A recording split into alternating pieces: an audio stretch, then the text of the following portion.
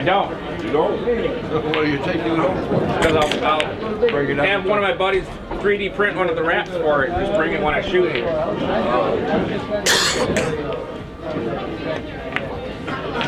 hope I do better than your last two. You didn't do too bad. You only won one game. No, that wasn't me. I beat him 9-5. I rattled 3 9-balls. Huh? Venkata played Parker last night. He went 9-2. No, 9-2. No trouble.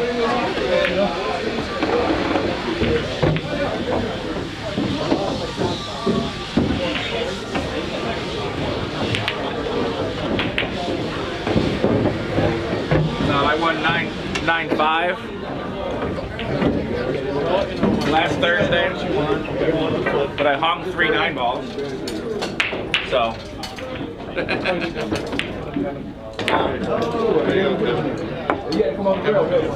actually, you won 9-2. Yeah, I should have. Well, you can hang all the 9 balls you want for me. No, I don't like to hang them against anybody. You know you don't want to, but you can.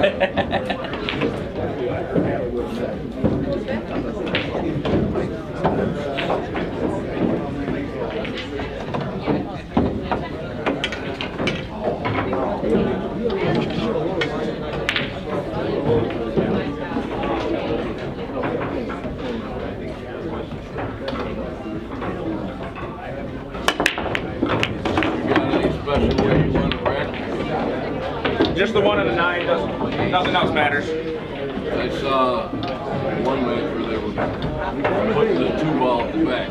Yeah, last night. Yeah, I'm not worried about that. Just the 1 and 9.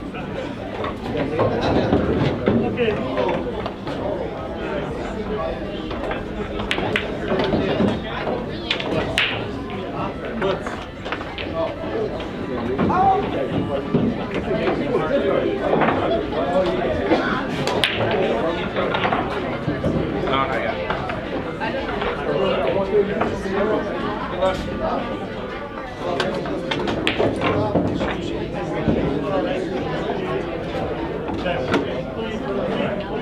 That's what I said. Look on the right side of the ball, buddy.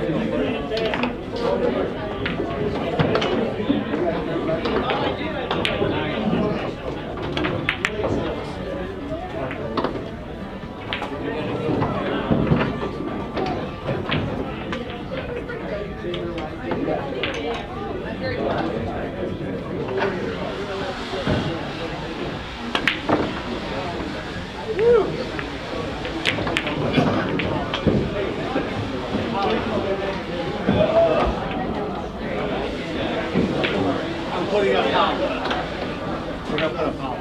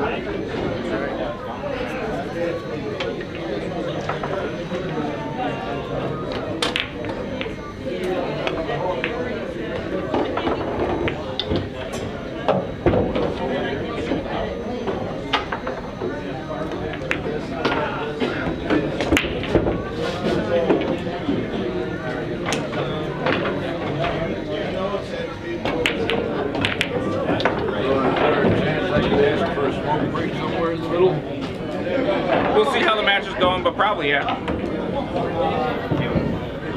won't smoke the whole cigarette. So I'll get a couple dragons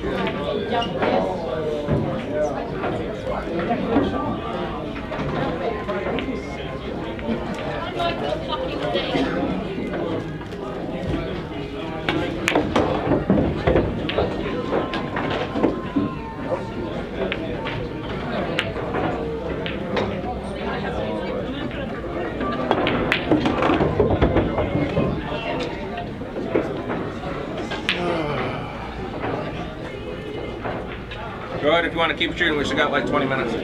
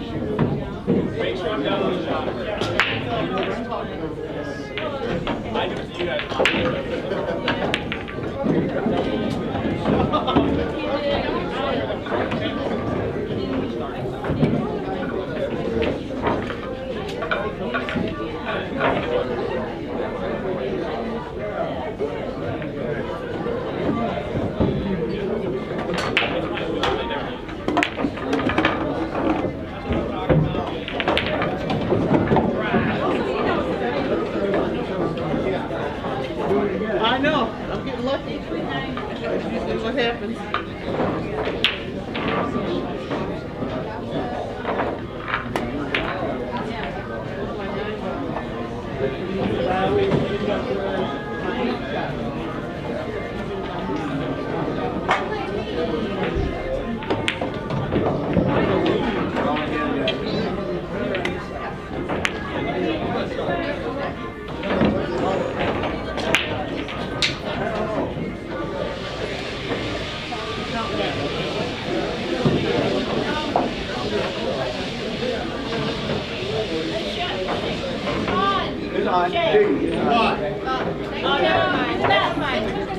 I saw it. It's because the people were paid ahead of time.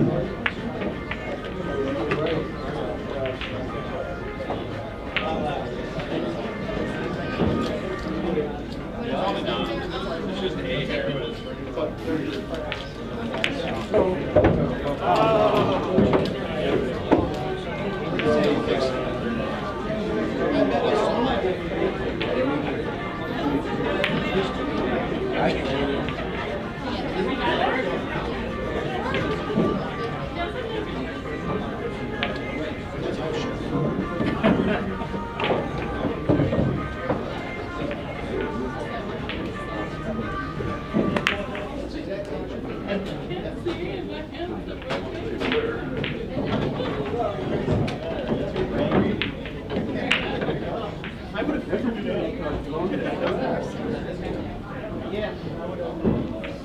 Got it.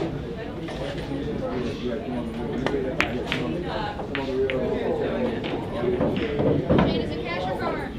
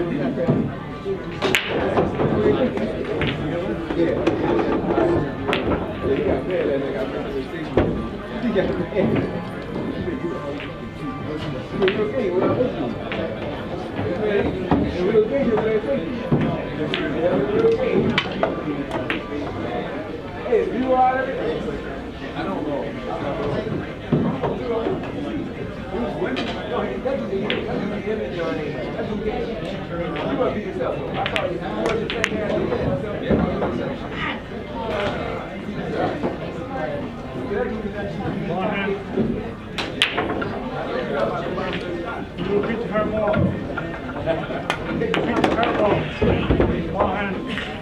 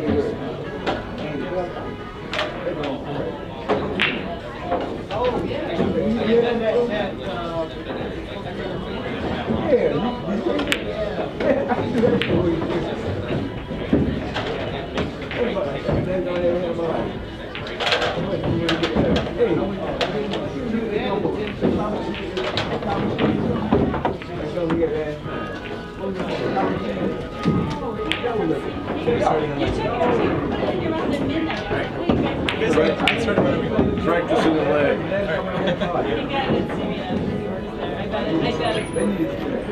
I never forget.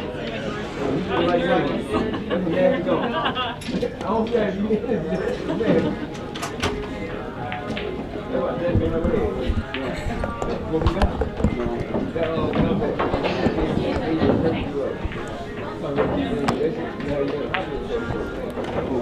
All right, good evening, everybody. We're coming at you live from Billiard Breakdown in Rochester, New York.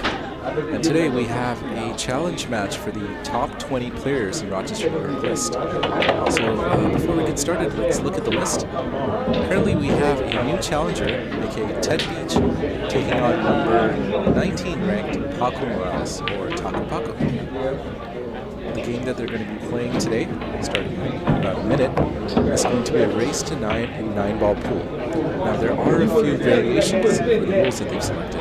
Paco selects the rules, being the player, and he has decided that there will be no early 9s. So if the 9 does spot, it gets spotted, and the player continues shooting, just like Tony.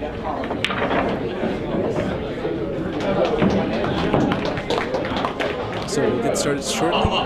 Ted and Paco should begin their lag any minute now. In the meantime, let's start a poll. Who do you think will win today?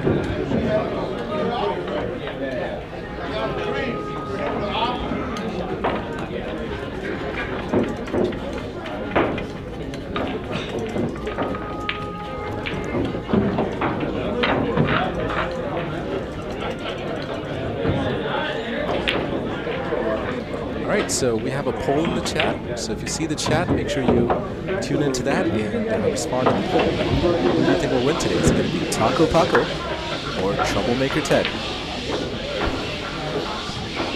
We have a couple chats. Justin Dude 33 says hello. Enough lag practice? Trying. Ready? And Vinny Socks. Hey Vinny, how's it going? And shout out to Justin Dude 33. Hello and welcome to the stream. Vinny Socks says my mic is real low and the room volume is very high. I'm gonna change that a little bit. Let me know how that goes.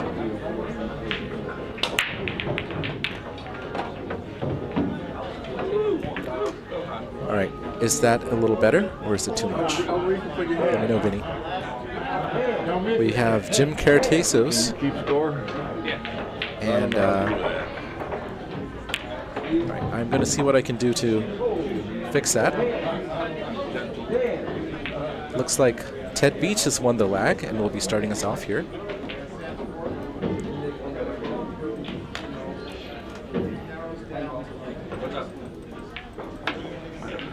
All right, let's see if this is a little better. Testing out.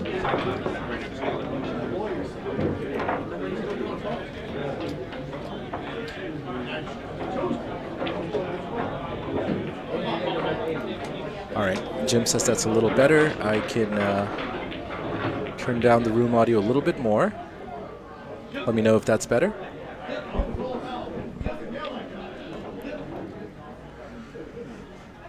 All right, I could make more adjustments if needed. The room volume is a report on the mic. Okay, I will turn that down.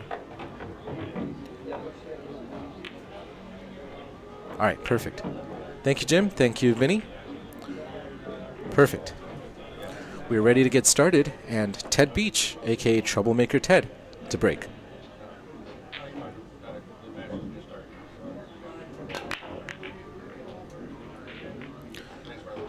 The 3 pots,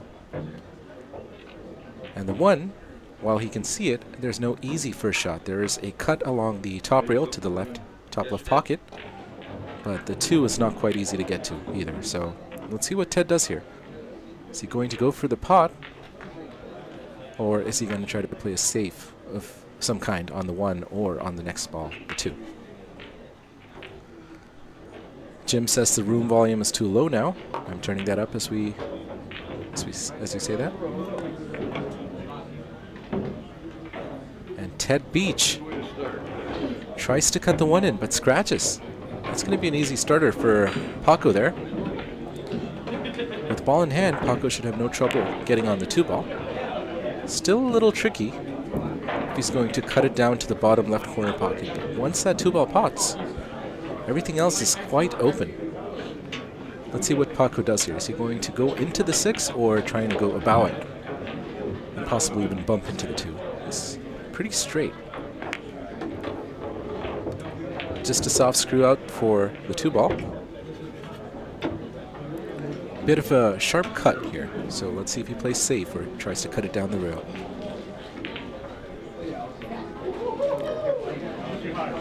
All right, Jim, let me know if the room volume is better now. Thank you for the help. Wow, look at that shot.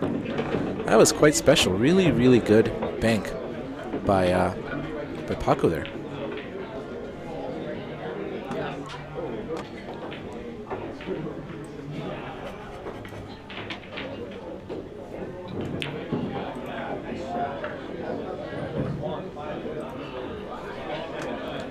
Unfortunately, Paco misses the next ball. Ted Beach comes back to the table.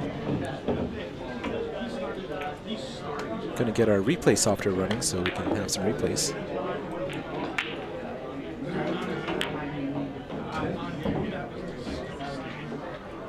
That was entirely what I looked at.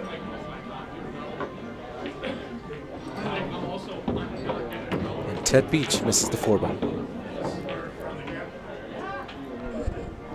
Vinny says it's good now. And Jim says that big bank, the long... well, we have... Sean Kent wants us to buy Ted a Labatt Blue and Paco a Jack Fire. Wishing them both luck. Now, Ted Beach did specifically request before the match that nobody buys him drinks and that I don't bring him any drinks. He's going to be drinking on his own. And he didn't want anything, alcoholic or non-alcoholic. So I'm going to honor Ted's request there. But Sean, I can still give Ted a note, and I will get Paco a Jackfire for you momentarily.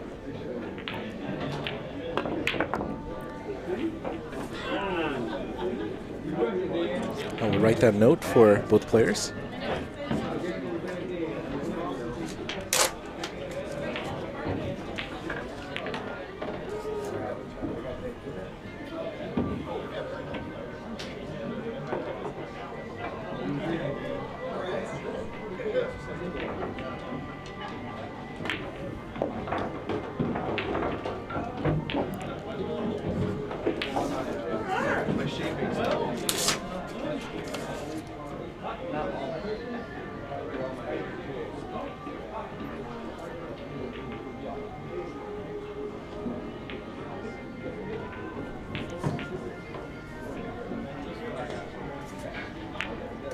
And Andy K says, Ted Beach, my man, good to see him taking a shot at the list.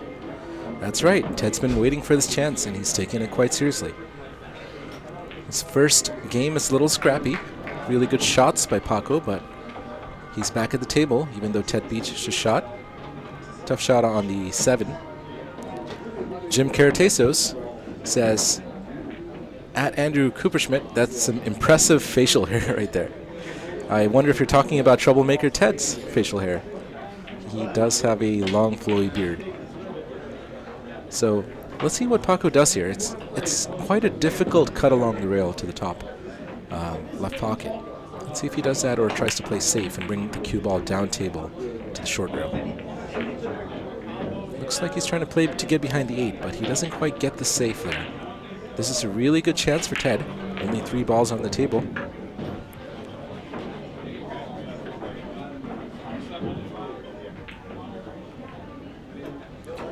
Can Ted pot the 7, get on the 8?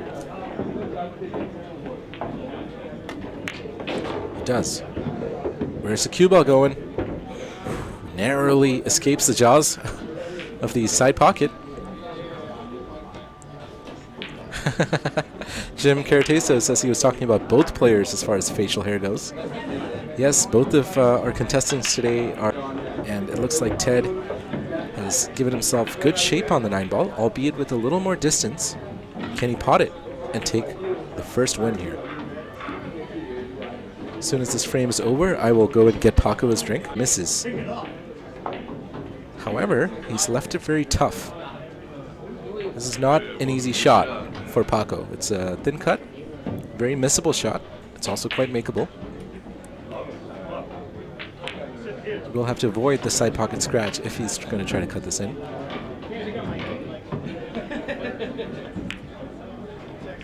Can Paco pot the 9? What a beautiful shot. Really well done to Paco. That was a great shot. While that's going on, I'm going to go and get Paco's drink. I'll be right back, guys.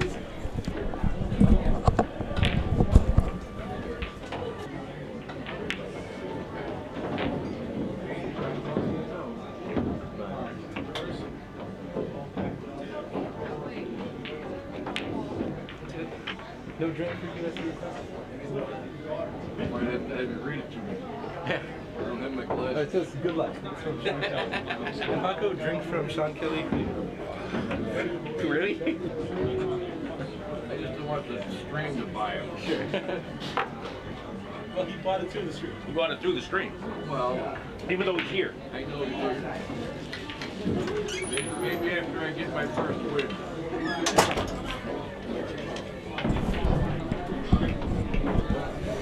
Andy K says, Ted is not going to be an easy out. He can play.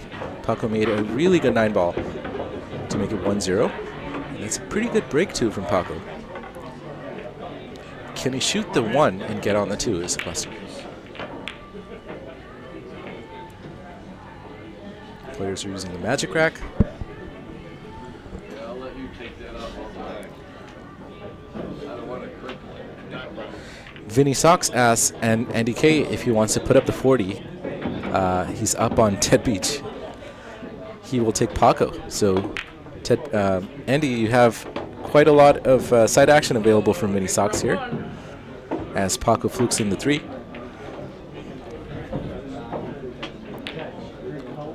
Faced with a tough shot on the 1 ball now. No, I was going to take the beer later when I get my first win. You'll get later. I had to have him read it to me. Pool Julio Jim, aka our dirty Greek friend from Pittsburgh. Ooh, almost a really nice shot by Paco there. He's going to leave it open for Ted Beach now, with only 6 balls on the table. Jim says, look how Beach's stroke is a lot like Kaku's yesterday. He's talking about Voelkl, who played yesterday against Parker. Not much in the way of practice strokes than a poke. All right, thank you for your insight, Jim. You should demonstrate to us what a good stroke looks like when you're here next week. I look forward to meeting you, and we should play too. Andy K says, I gave Mike the $40 the Tuesday after our bet. He definitely has your $40. All right. All right, Mini Sox. Is Ted Beach going for the early 9 here? However, the players did discuss early 9s get spotted, so it's not a point. He could still pot the early 9. He just went for the 2 there. 2 ball rolls in a pretty favorable position for Paco here. Paco should have a easy shot, relatively easy shot for the 2 ball in the bottom left corner pocket. Next up is the 6 ball. Opens, leaving the 6 pretty tough here. Still cuttable with a back shot. And it's a very good shot. Very nicely done by Paco Morales. Taco Paco. He's got the salsa today. Jim thinks that we want to see different parts of his body. I can assure you that we do not, Jim. I don't know where that came from, Jim. A little bit of a scratch. Yeah, but that's not the kind of stroke that we want to see. We want to see your pull stroke, because you have a lot of insight to offer about Ted Beach's and Voelkl's.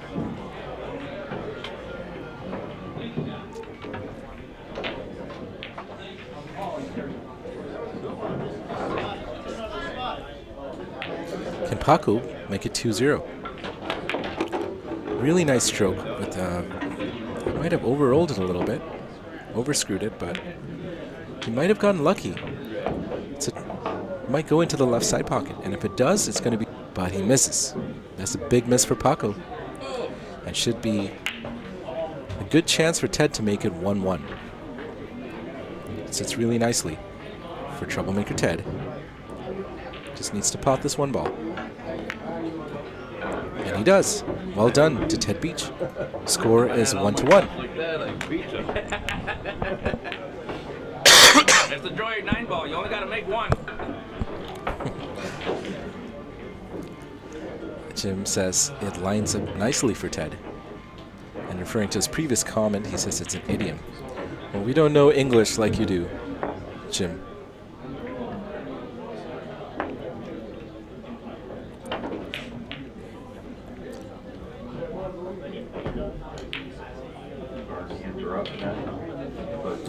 All right, guys, coming up really soon, we have a new league starting up.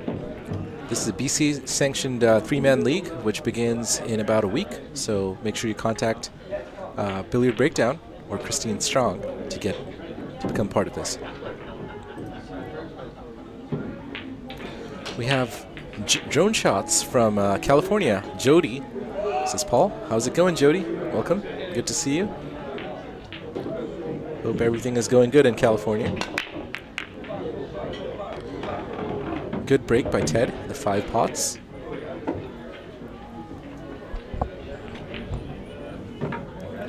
Looks like Andy and Vinny Sox are lining up some action for a side bet on the outcome of this match.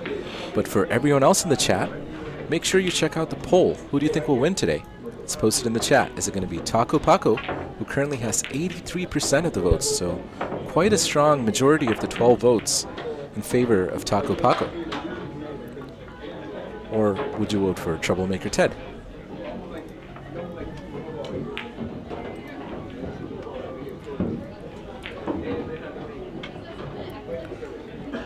Paco does have, he can see the one ball. Not sure if he can do much with it here.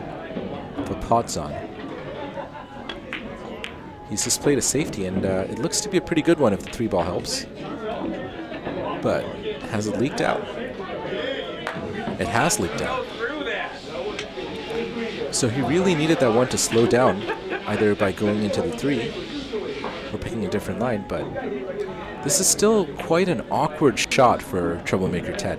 He's going to have to cue over that 8 ball and elevate, which will make doing much with the shot pretty challenging. Estimates here. Ted plays safe. Does he get it?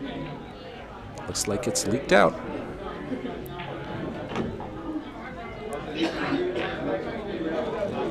It's not too easy to get on the 2 here, so we might see a couple more safeties. Jim says he's going to count the number of times I say quite in this chat. All right, Jim. Let me know what you find. Paco goes for the cut into the top left corner pocket. It's close, but he gets a great roll. This is going to turn out to be a fairly decent safety. Troublemaker Ted most likely will go along the right long rail for a 1-railer kick at this. For the 2-railer along the short rail. This looks pretty wide though. It doesn't look like he's going to make contact with this angle. And he does not. Looks like it's ball in hand. So Troublemaker Ted does not quite get the kit. There's another one for you, Jim. Man, chat, I wonder what Jim actually is like in real life. We've seen him speak so much in the chat, but he's going to be in Rochester. When are you coming to Rochester, Jim? When are you going to be here? We have Jim's best friend and bromantic partner, Rock Valencourt, in the chat. Says, that was predictable. And Poolholio Jim says, number 1. He's keeping track of how many times I say a certain word. I'm not going to say it to add. Really good positional shot by Paco there. We have from Morocco, Africa, we have our African friend Suhail. Says howdy. How's it going, Suhail? Good to see ya.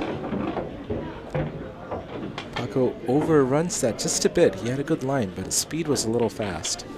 Now he has snookered himself behind the 7. He is going for a 1-rail kick here. And it's not a bad one. He's going to leave it on. He does. Jim Carateso says he'll be in Rochester Tuesday the 13th. All right. Well, looking forward to meeting you. How are you getting here? I know that you don't drive. Are you coming here by flight or train or bus?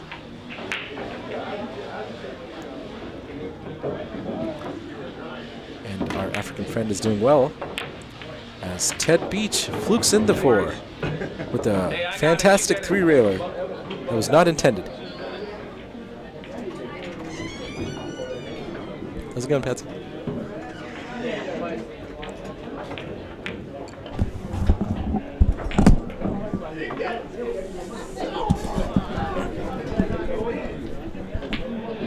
Hey, what's going on, chat? How's it going, Patsy? Good, good. Just got done with a playoff match for APA. Nice. Won it, so Oh, you won it. now Congratulations. the rest of the team needs to do their thing. Sweet. Awesome. Congrats. What's the playoffs for Vegas?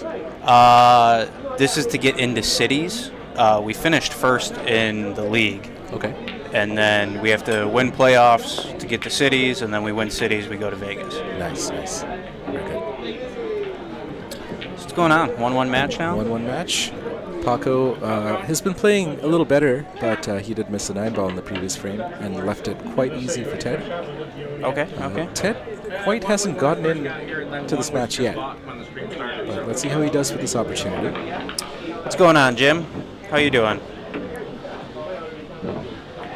Yeah, I was talking with both players before the match. What do you say? What do they say? Ted said that he does feel like he's a little outclassed in the match, so he's just kind of hoping to play well. Okay. Paco said he just needs to play his game. If he plays his game, he'll be fine. All right. Yeah, Paco's been shooting really well lately. Ted over there, these small misses and positional errors could prove quite costly. These early mistakes could add up. I don't think Ted plays on this table much either. Right. So that could definitely be a factor. Ted was just a little different. Jim is counting the number of times I say the word quite. Oh, really good positional shot by Paco. Paco's shooting very well. He gets on the wrong side of the 8 ball, so he's going to have to go a slightly longer route to get on the 9. Let's see if he force follows or he screws. Looks like he's screwing back with a bit of right to shoot off the rail on the left. Doesn't quite get enough spin on that. He needed a lot more right side English on that. All right. Is a little late here. Let's see if the banks are still open. Tough shot for Taco Paco here. Well, Jim, looking forward to seeing you on Tuesday or shortly thereafter.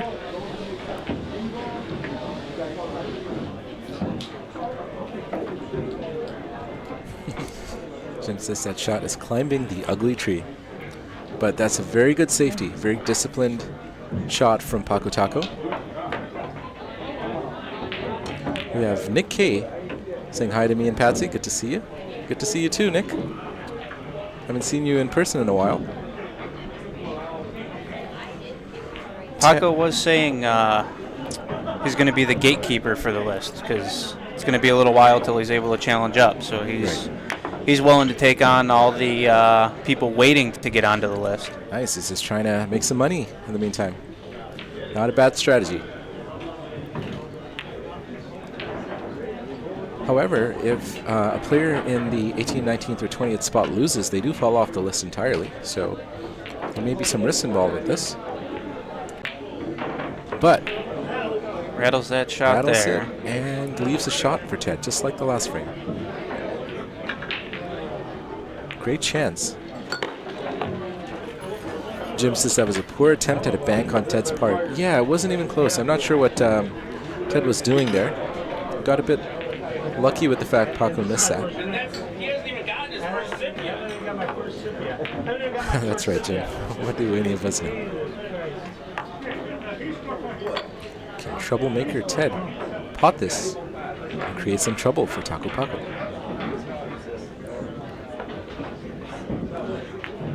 That looks really good. Ted is making those 9 balls, and those are the ones that count. Troublemaker Ted is now leading 2-1. You only got to make one of them, right? That's right. All right, guys, coming up really soon, just in a few days, 10 days to be exact, we have Shane Van Boning coming to the house. Make sure you swing by Billiard Breakdown. All the VIP experiences are sold out, but there is also a tournament. So be here on January 18th to see one of the greatest pool players of all time, Shane Van Boning, here at Billiard Breakdown. I know you got your spot in that tournament on the big table. You playing in it, or are you still trying to sell that spot? I'm probably going to play in it unless someone wants my spot really bad.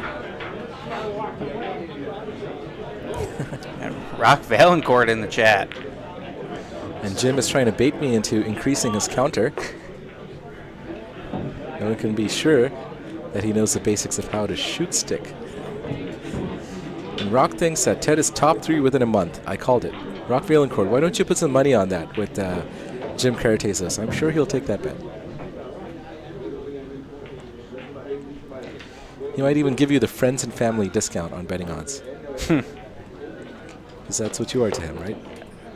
I don't think Jim's giving Rock anything.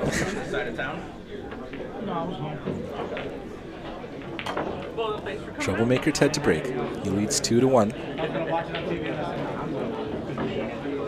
Yeah, it did him a lot of good.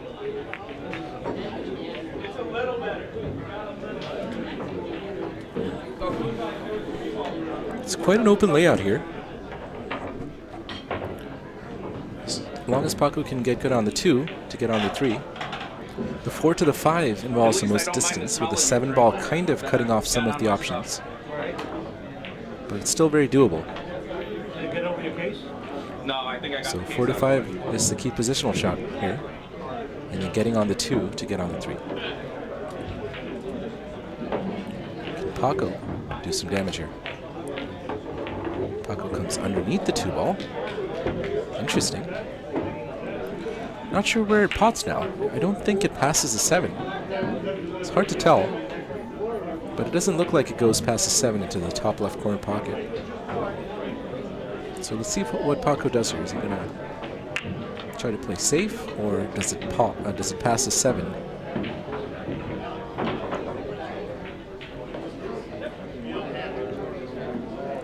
Voelkl said he got lucky. Not sure who you're talking about. Is it Ted Beach? The last 2 frames, Ted has gotten quite a good chance at the 9 ball based on a miss from Paco, and both times he's taken it.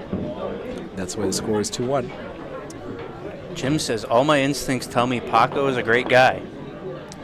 Your instincts would be right there. All right. Paco attempts some sort of a safety there. And troublemaker Ted has a clear shot of the 2, but no easy pot here. Should be quite an easy safety to play here.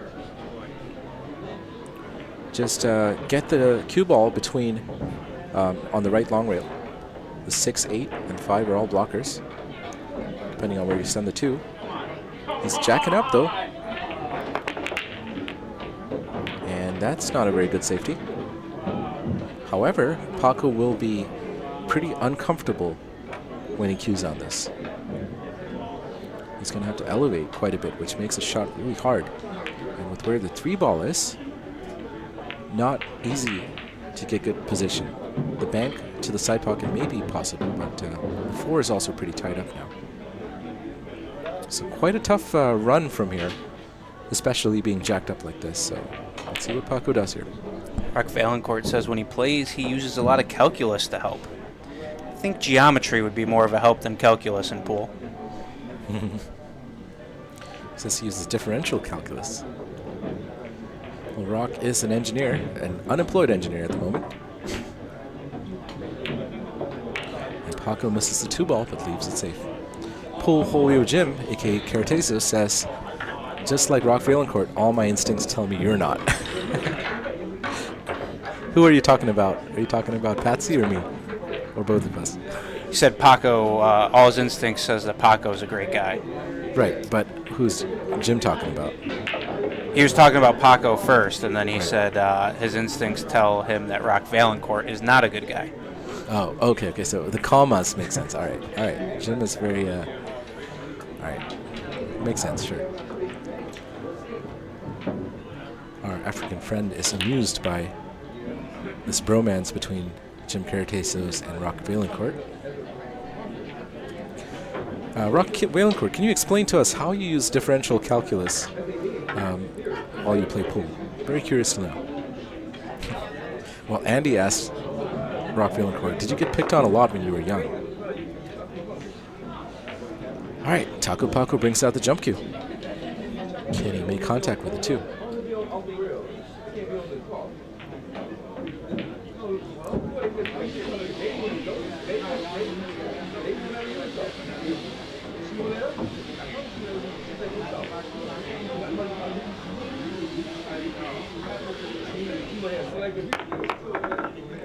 Hops the cue ball right off the table. Yeah, that's always a risk when you have a ball against a rail. Jump shot imparts quite a lot of energy to the cue ball. That can be hard to contain off a rail. So ball in hand for Ted Beach, while Jim Cartezos adds another one to his counter. And Rock Voelkl tells us his diffie cue, or his differential calculus, starts with the radius of curvature. All right, and he says R is equal to the second derivative acceleration, or 1 plus the first derivative acceleration times 2 times 3 half. Not sure what you're talking about there, Rock. I don't know if that's gibberish or if it's actually something, but Well, makes him look smart, doesn't it? It's referring to it with f of a, f prime and f double prime of a, but That is a differential equation, all right, but you got to explain what these functions are. Hasn't been able to do too much with this ball in hand opportunity, which he does, but misses the 3. It was a good try, though. It was a good positional line. He unfortunately missed the 3. This is another thing that me and Paco were talking about earlier. Sometimes he will end up missing balls trying to be too cute with the cue ball. Yeah. Well, that's always what you're supposed to try. You always play the right shot, and with practice and repetition, you get it right. You make the little adjustments you need. While the cue ball almost scratches, and at the 3 goes kind of safe. Voelkl clarifies by saying for a curve, y is equal to f of x, y is equal to f of x. The radius of curvature at x equals a. All right, Rock. I still don't see how this is useful for you in pool.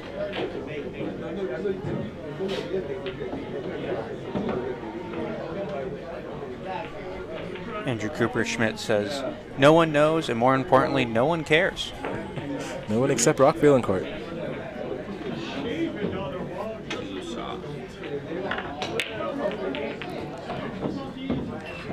And Rock says, in university, I developed a formula above for the radius of curvature for any curve y. When I showed my teacher, he said it existed. All right. Well done, Rock. So he just created it. He did. According to Rock. Trying to make the 9 ball. Unfortunately, it already existed.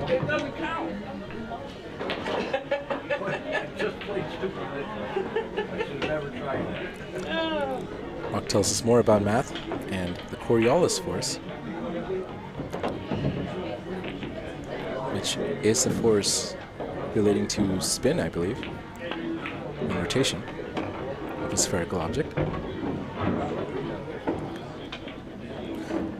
Jim Caretasos, do you have any thoughts on what Rock is talking about? Do you care to add some insight? Sako Paco at the table again, missing the 4 ball.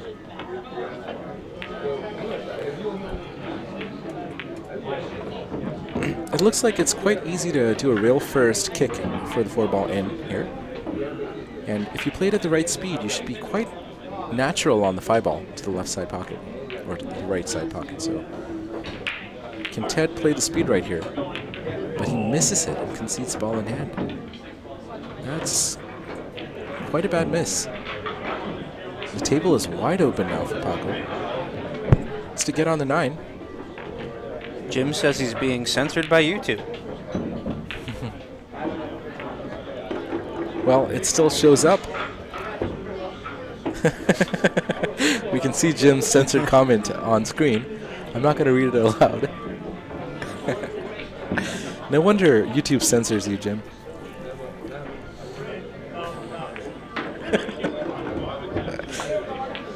We really need a match between Jim Caretasos and Rock Voelkl. Rock, when are you visiting Billiard Breakdown? And Rock says it's an easy table now. And easy table is not enough for Paco because he hangs the 6 ball. It's still an easy table. Can Troublemaker Ted do some damage here? Can you run it out and make it 3-1? So far, I feel like Ted hasn't really had any runs. He's not made more than 2 balls in a row, I think. He's going to have to do more than that. Got a bit fortunate with the last 2 frames, with Paco missing 9s and leaving them easy for him. And that's not very good position either. Should have played that with a little more pace for the 7 into the side pocket or the corner, but now he has a back shot. So good shot required here. Good shot he gives us. He's got another pretty tough cut on this 8 here. Yeah, the trick here is to use the right amount of right spin. You don't want to go and scratch. Ideally, if you play this with a little bottom, you can come and play the long side of the 9. But he plays the bank instead. Ted plays the bank, and he leaves himself a shot on the 9. Really good shot by Troublemaker Ted there. Very interesting and creative way to get on the 9. Still a cut. He has to make this cut. Stretching all Bit of her. an awkward stance here. Just to focus and have a smooth delivery. And that's not going to be enough. Paco should have no trouble.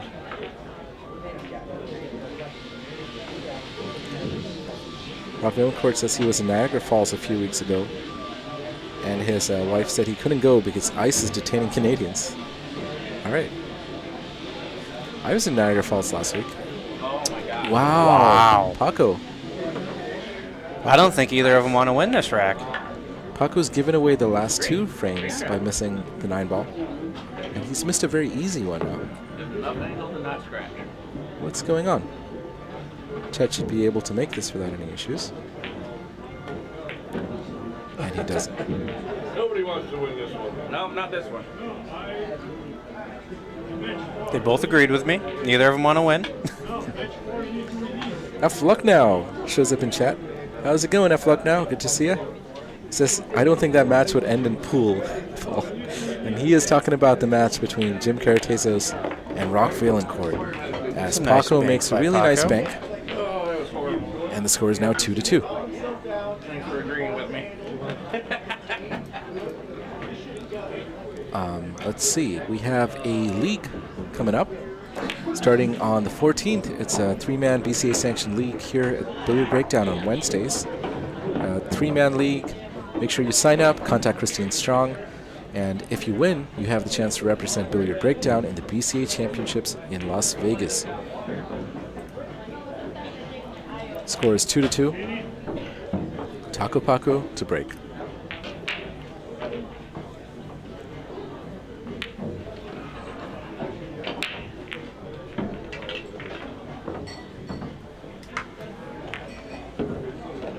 And Suhail, our African friend, says, I can't believe Rock has a wife.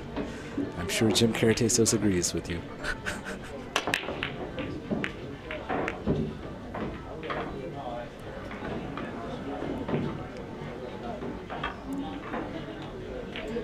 Let's look at this table. The 1 has a bit of distance. Everything looks pretty open once 1 pots. The 7 might be problematic, depending on if it clears the 9-ball or not. In between the 2 of them. Unless you want to kick it. Almost looks like that 7 should pot in that bottom right pocket. And troublemaker Ted Now I can move. changes the cluster a bit, misses the 1 ball. Does Paco have the 1 to the side? I think he might.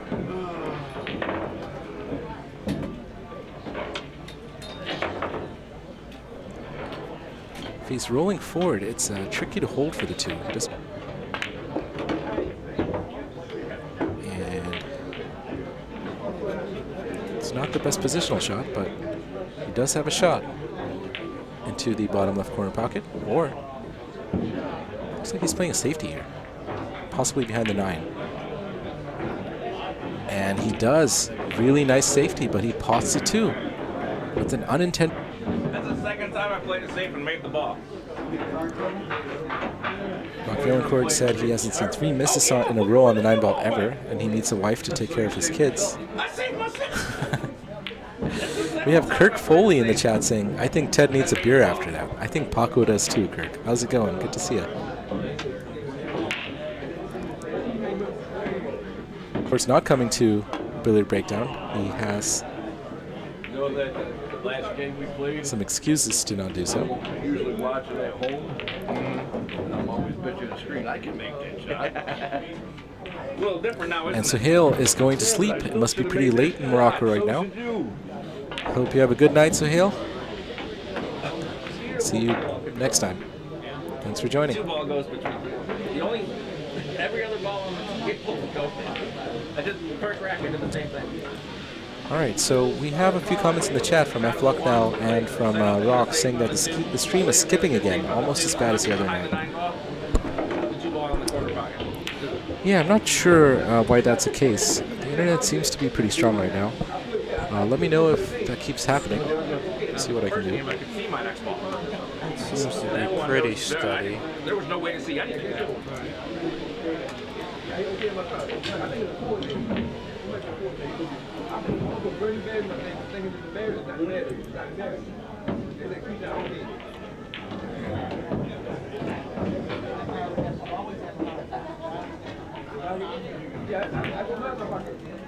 Ooh, and Paco hangs it.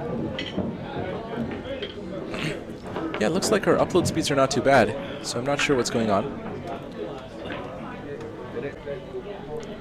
What is? The bit rate. It's supposed to stay around 8,000 is what you have it set at, but it just dropped down to like 1,500. Interesting. Wow.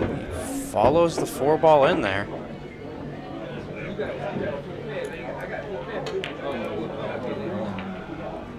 Playing shots I shouldn't play. Andrew Cooper Schmidt says he's also out. Reasonable large bet on Miami tonight. Good game.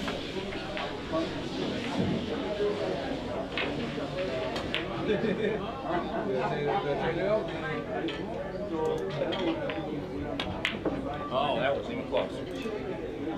Ball in hand. I missed the second ball. If you're going to go, go. Gonna make me scratch again? All right, looks like a couple of misses from Paco here. And Ted's got the same shot he had on the 4-ball here.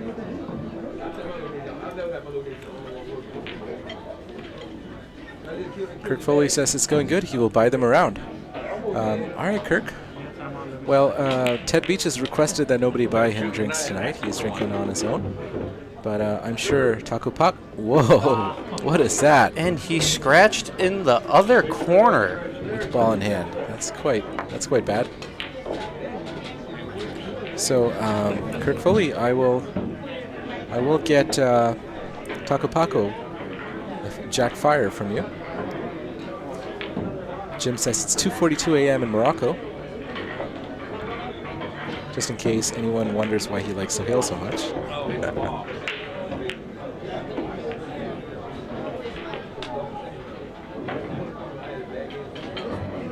Fluck now says this Roku keeps bringing up an error saying frequent buffering. Internet here is perfect.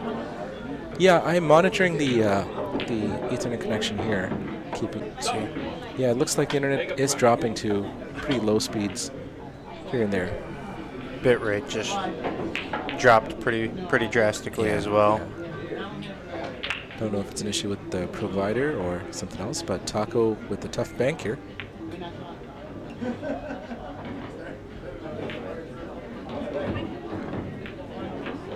But Taco plays a really good safety instead. Me and Rick were talking the other night Yeah. when we were streaming and think that maybe putting a router in here could possibly help. You mean a switch? I overhit the ball and didn't catch any English. I was trying to come to the middle towards the house. I didn't do anything that I was trying to do. It seems to be and that is going to be a good chance for Paco there.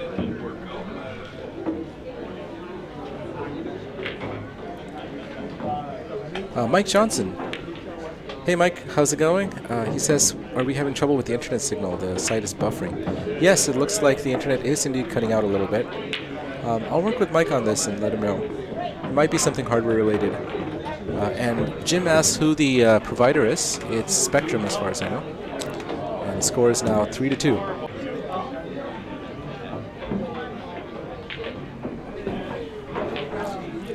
All right, thank you guys for the feedback. Let me know if it keeps happening.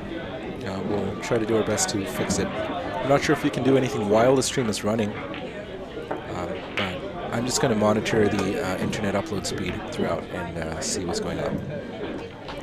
We might need to run a new cable or figure out the networking situation here.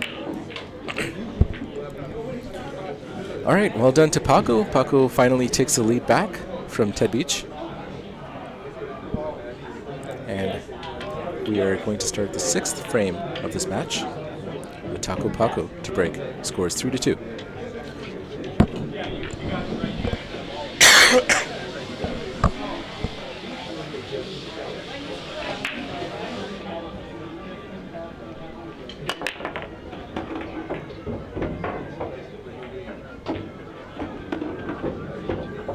good break from Paco, but there is no clear shot on the 1 ball. He is a bit snookered by 2 ball.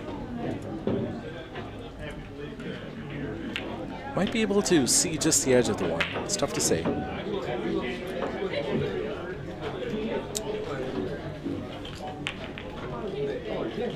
Looks like he's going for the 1 rail kick here. Can the 9 come into play here? Just a kick, but Ted to just stun this with a very soft stun and play safe against the 5. With a small bit of screw, even. Enjoying the speed is important, but it looks like he's rolling forward into it. That's not too bad.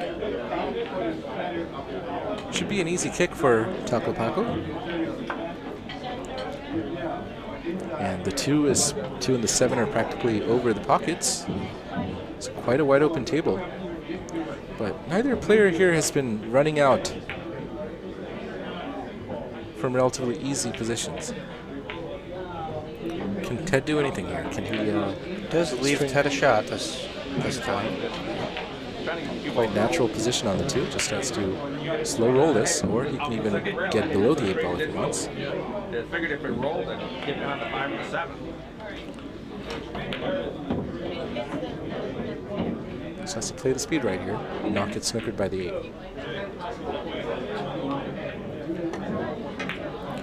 And that's not a very... That wasn't close. That was quite a big miss. Paco should have... Let's see if Paco goes for the cut into the side pocket here. It's a bit of a back shot. Not the easiest. But position on the 2 is fairly natural. Going 3 rails. We just play safe, and it looks like a really good save. Well done to Paco. I don't know if Ted can see the edge of the 1 ball or not. Yeah, it's a little better. Jim says that watch Ted is systematically undercutting the long balls. Yeah, those are off by quite a bit too. He does need to make some corrections if he's doing the same thing consistently.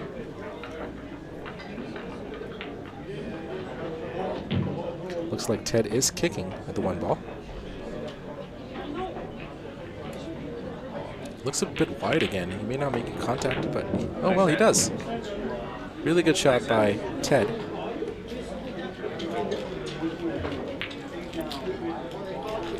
Great kick by Ted Beach. Well, another one still counts, then it's the second. We'll see if Paco tries to go for the bank here or try and play another safe. He's going for the bank, and he nails it. Is he going to get hooked by the 7 ball? It looks like he might. That's pretty unfortunate after a good bank shot. Paco has definitely had a few unfortunate rolls tonight. That's true. But overall, I'd say Paco is shooting a lot stronger than Ted. However, Paco has been missing a couple of 9 balls. In fact, the 2 frames he gave away were relatively easy 9 balls that he missed. And he tries to kick there, but gives ball in hand. Now, fortunately for Paco, Ted hasn't really been running more than 2 balls, so he's only been really getting punished on his misses on the 9 ball. So if Paco plays more safes on the 9 ball if he's not fully comfortable, it might not be a bad strategy. Ted Beach here with ball in hand. We have Michael Lin, aka Big Mike, saying Jim and Rock. And Rock Court now wants us to stream it in 3D. Yeah, you drew it that time. 1440p is not enough for Rock. He wants the 3D. Rock is an interesting dude.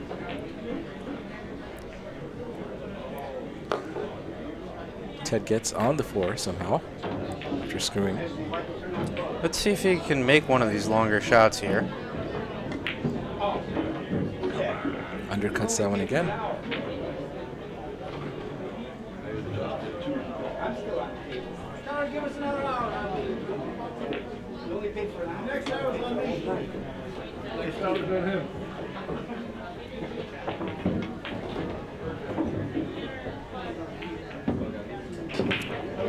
See if Paco can put a few together here and get out on this. Michael Lynn, Billiard Breakdown, is asking, who's the guy on the left? Who are you? You guys have definitely seen me in the chat. A few of you seen me commentating Tuesday night as well. I'm Patsy, or Thorcod in the chat. So if you've seen me in there, this is me.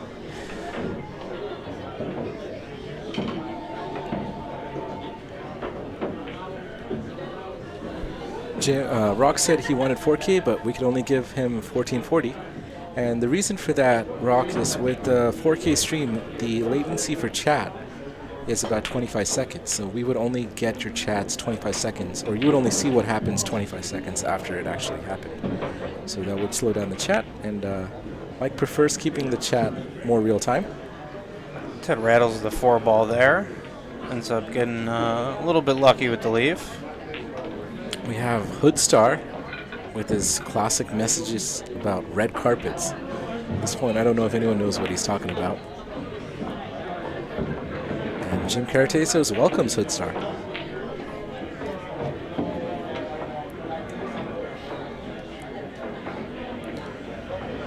F. Lucknow asks where Mike is, where Big Mike is. Still bartending? No, Big Mike is working at his auto shop today. He had some things he had to take care of there, so he asked me to run the stream today. He might be in here later, not sure. And Taco Paco plays a very clever safety there, using the 5 to hook the 4 behind the 9.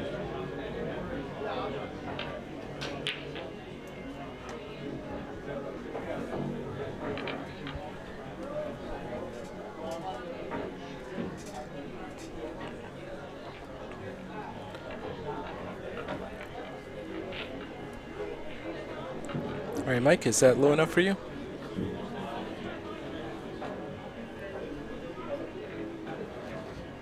Yeah, apparently YouTube doesn't have low latency 4K streaming.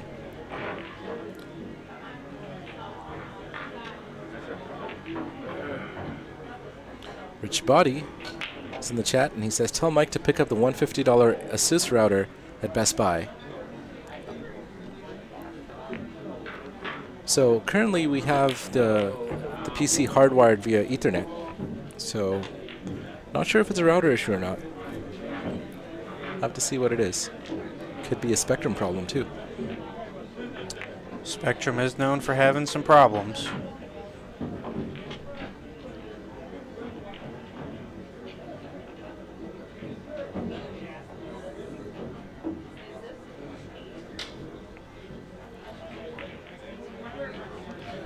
Another miss from Paco on the 5, leaving a very open table for Ted.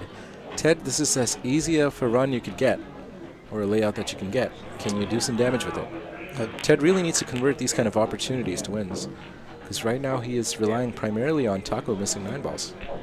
Oh, not Taco, Paco missing 9 balls. We got Nick Stoller in the chat, says Ted is tucking his elbow into his body almost every shot, throwing off all of his shots. Nice observation there, Nick.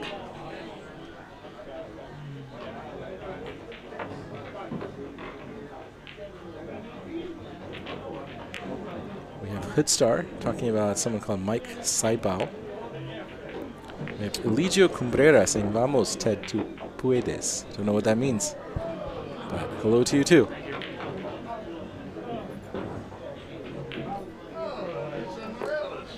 Michael Lynn asked Jim to pick up the router, but I think it was Rich who mentioned that, Mike, not Jim. That was a good shot, but doesn't quite find the right line to come into the 9. So this is a very tricky shot. What is Troublemaker Ted going to do here? He has been attempting the banks here instead of trying to cut the ball. I feel like this bank is a double kiss if you try to go into the top left corner pocket. So just a safety.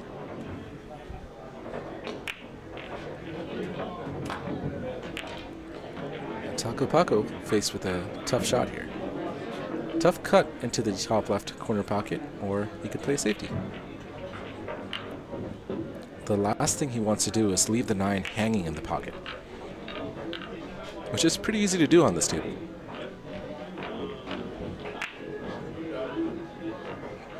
Rich Body says that we need an aftermarket router that can handle the traffic and set up quality of service for streaming. And Spectrum hardware is bad. That could be possible. It looks like the internet upload has dropped again. I can see that on our end.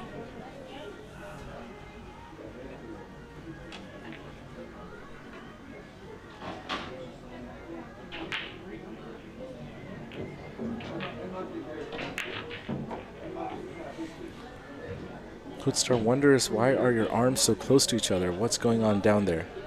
Not sure what you're talking about, Hoodstar. Oh, really good shot by Ted Beach. Cuts it in. And the score is now 3-3. Well done. Guys, we have Shane Van Boning in the house in 10 days. One of the greatest pool players of all time is going to be here at Billiard Breakdown on January 18, 2026. All the VIP experiences are sold out, but you should come by to see him and watch him shoot. It's going to be free admission for everybody. Also, we have a new league starting next week for 3-man teams starting on Wednesday of next week. If you win in this league, you can represent Billiard Breakdown in the BCA Championships in Las Vegas. All right, chat. I'm going to get out of here. I got to go check on my team real quick. I might stop back in. All right, Patsy. Have a good one. Good seeing you.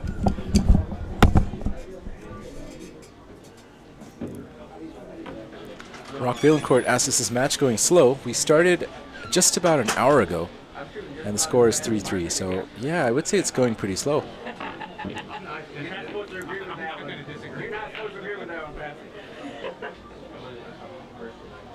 What that's all about. And I really don't understand Hoodstar's obsession with red carpets. Wonder if he's Aladdin.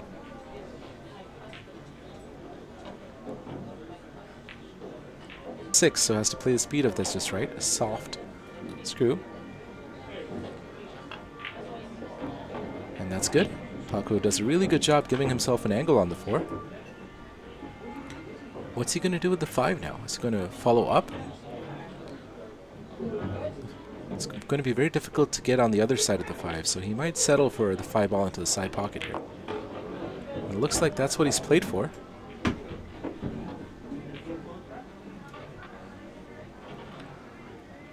But in playing this, he's going to go away from the 6 ball, so the shot, he gets a really good roll. And snookers. Troublemaker Ted behind the 8 ball.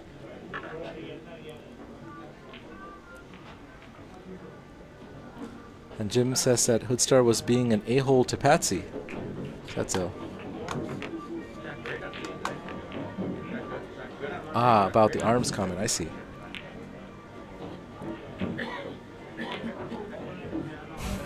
Rock Valencourt says he's leaving us to go practice his differential equations. And yes, you might catch the end of this match later. It looks like it's going quite long, as Ted Beach misses the 5 altogether and gives Paco ball in hand. We have Bob Hendricks in the chat, says screen froze just now. I know there's internet issues there. That's correct, Bob. Looks like the upload keeps dropping every now and then periodically. Could be a hardware issue, it could be something else. We're working on it, and we'll try to get it better for the next stream. Fortunately, there's not much that I can do while the stream is running. So please bear with us for today. It looks like it's intermittently dropping upload.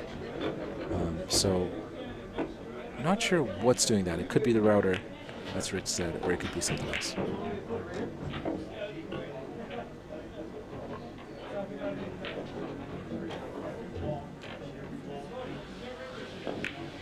And Paco misses. Another crucial shot there. Paco unable to quite run it out. Leaving Troublemaker Ted a shot on the 7, not the easiest one.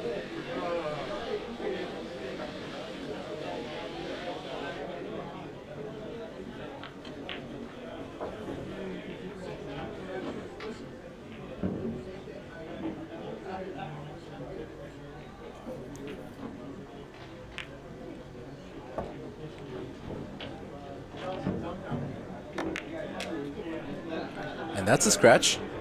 All right, Paco, ball in hand with 3 balls. Quite the easiest run you can get. Can Paco make it 4-3? We're an hour deep.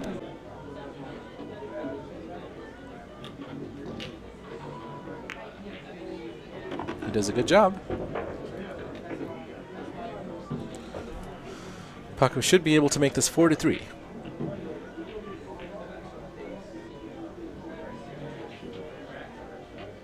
Morales, aka Taco Paco, score is now 4-3.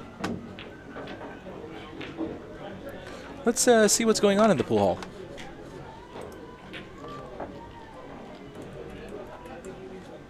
So over here we have Taco Paco racking. Quite a busy night here. Leagues are going on. We have Lewis playing on table 2. Looks like some of the 9-footers are empty. We have league night here. People playing on table 10. Paco's still racking.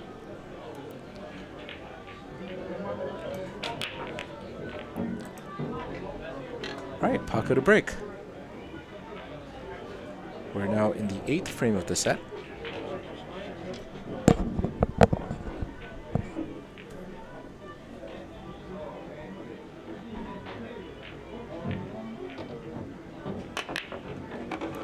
Good break there. The 1 and the 5 both pot. And the 2 looks like it could end up pretty good if it doesn't get snookered by the 7, which it looks like it might have. So I don't know if Paco has a shot on the 2.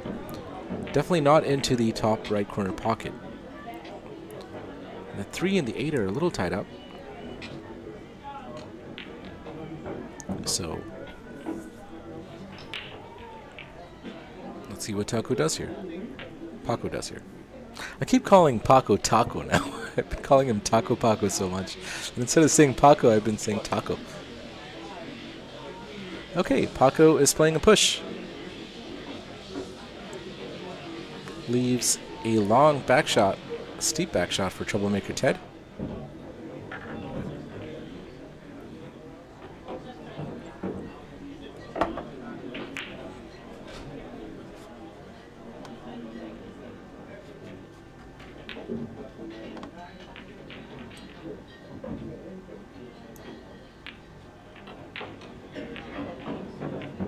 Looks like he really did some heavy steering there. 2-9. Might be worth a shot. But looks like he's just going for the 2. There is no early 9 ball in these rules, so there's no real benefit to doing it. So Paco should just be able to do a back shot for the 2 into the bottom left corner pocket.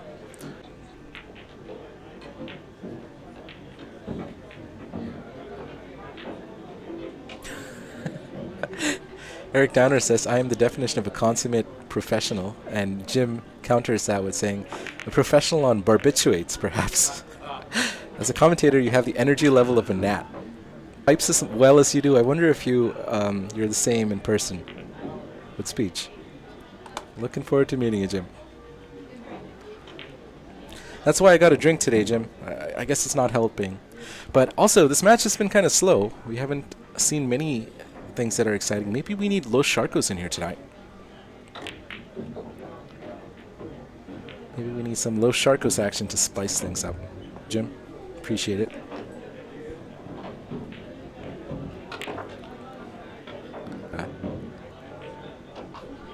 We have some more excitement.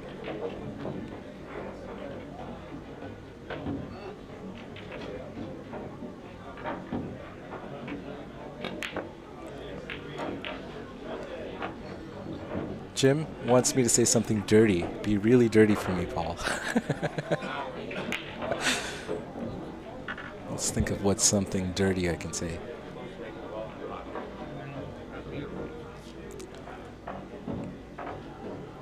Landfill. It's pretty dirty, right?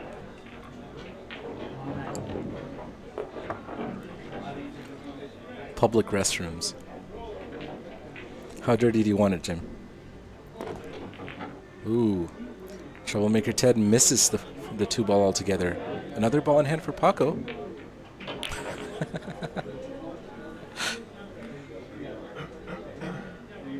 Jim is not amused. All right, so Paco here, again, quite a wide open layout. No real issues here. The 4 to the 6 is the toughest positional shot. After it's too much. I don't know what to tell you, Jim. Paco uses a lot of right spin and bumps into the 3. Not the best position, and he's left himself a good amount of distance for that. And really nice and powerful and strong stroke here to get back on the 6. Paco do it. And he definitely can. That was a beautiful stroke by Paco.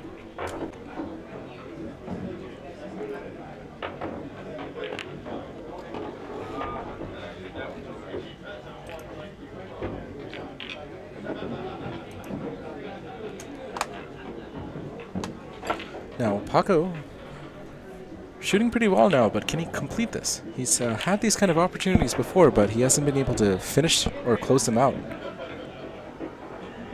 He's giving it back to Ted. Can Paco get in this game now? Good. I take that back. Tough cut for the 9-ball now.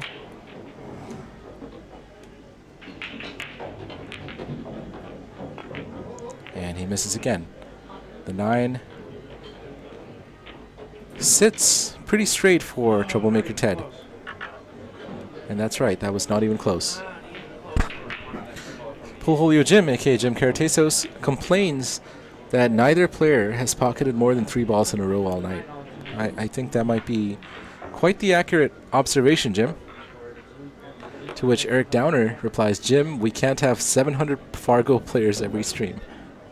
That's also an accurate observation. And troublemaker Ted makes the 4-ball. Score is now 4-4. Let's look at that really good positional shot Paco Taco had to get from the 6 to the 7. And he definitely can. That was a beautiful stroke by Paco. Taco Paco. Way to go. That was an excellent positional shot. Really well done by Taco Paco. Good stroke there. Unfortunately, missing the 9-ball. Jim agrees with Eric and says, you're right, I'm being stupid. Yeah, it is a bit of a slow match. Paco has had the edge shooting-wise, but he's made a lot of mistakes on the 9-ball or on late balls. And Ted has been, you know, he's been missing a lot, but Ted's been making a lot of 9-balls. So you got to give it to Ted. He's making the ball that counts, even if he's not making big runs of more than 2 balls. Making the 9-ball is what counts in this game. And Ted is doing a good job of that. Eric Downer says Ted is deadly on that 9-ball. That's right. And that's why the score is 4-4. Michael Lynn here.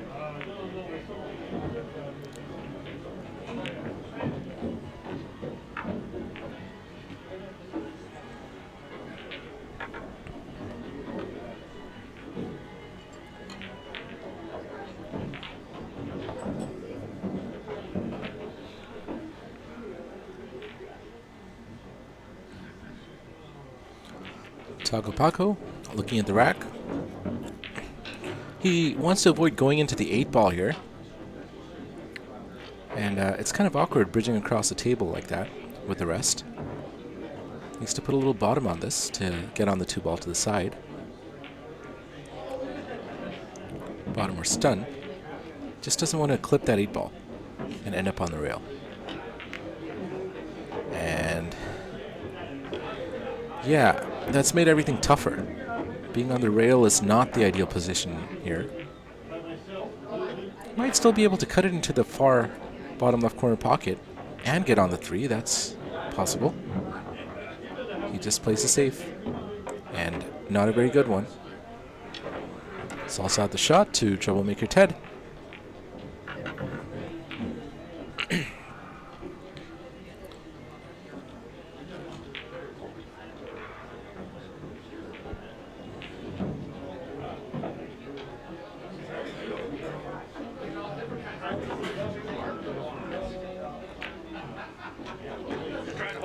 Ted leaves himself a back shot on the 3-ball.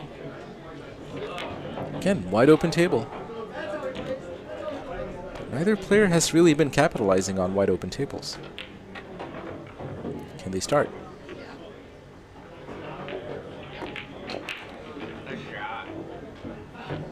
Good job by Ted there. I believe he still can play the 4-ball into the top left corner pocket.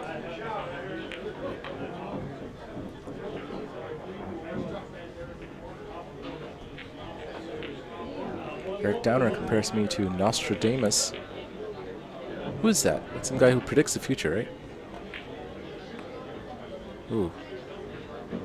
Another miss by Ted. 2-ball run there. I don't think it's gone past that yet for Ted Beach. And for Paco, I don't think it's really gone past 3 or possibly 4. And these are not tricky tables. These are not tricky layouts, so can either of the players get in a groove here and string together an advantage? And yes, Taco Paco did overcut that. Looks like he's left possibly a back shot for Ted Beach. It's hard to tell with this angle. I don't think it... Yeah, probably not.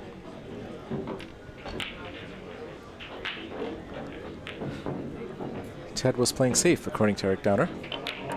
And Andy K says only 4-4. Wow, yes, it's been 80 minutes since we started, and it's only 4-4. One of the slower 9-ball games I've seen. And where's that cue ball going? Ooh. Avoids the scratch. Another chance for Taco Paco. This should be quite an easy run as well, in theory. Roll forward for the 5. In the pocket he's holding with his hand right now. 6 and 7 are practically right next to their pockets. And then 8 to the 9. Getting on the 8 and the 9 is the only slightly challenging part of this. But Paco has given himself a lot more distance than ideal here. He just needs to make the pot. He's likely to have a shot on the 6. Plays with top. He should be able to get on the 6. But he stuns that and misses it by quite a margin.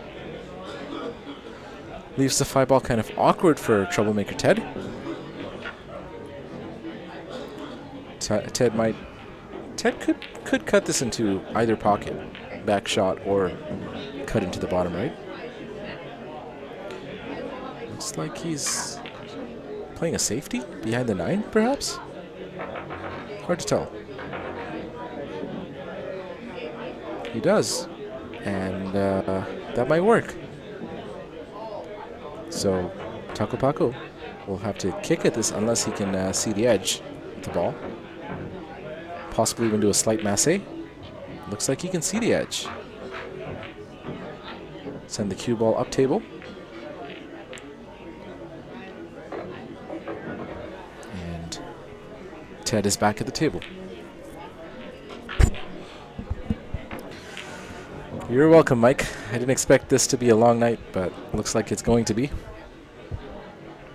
How's everything at the auto shop going? What are you doing there?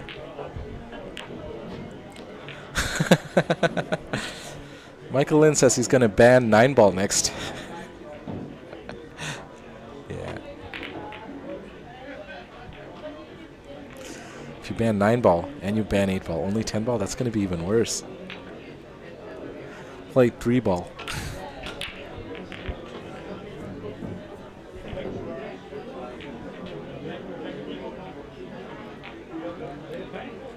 All right, Paco, come on. String together a few.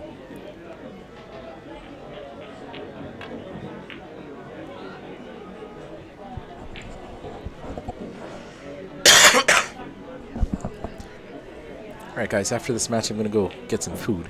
Might be stuck here for a while.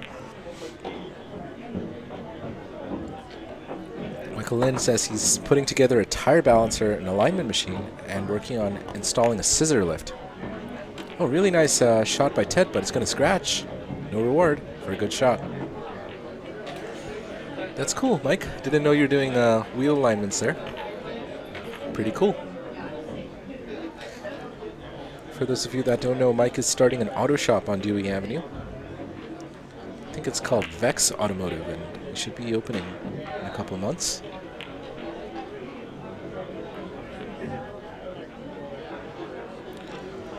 And Mike says the 9-ball here is the choke shot. And yes, Paco has choked on almost every 9-ball in the games that Ted has won. I don't think Ted has won a game by potting more than 2 balls, you know? Ted has won every game of the 4 that he's won. It's been because of a miss on the 9-ball and leaving the 9. Oh, looks like the 7 was the choke shot there. But, you know, with the way things have been going, it's probably better to choke here. Because Ted has not run more than 2 balls. And there's 3 on the table. So that's not a bad strategy for Paco. Paco should realize that. Paco needs to concentrate on making his mistakes when there's still more than 2 balls on the table. That's what well, Ted doesn't give that to him. We have Rich Wong in the chat saying top 20 where? It says so right at the top center of your screen. Yeah, so Paco is ranked 19 in the top 20 in Rochester, but Ted Beach is challenging for the number 19 spot. So he's trying to get on that list. I will say, though, that today's not been a great day for Paco. I have seen Paco shoot a lot better than this. But I guess, you know, some days are like that. And Ted also has been kind of struggling.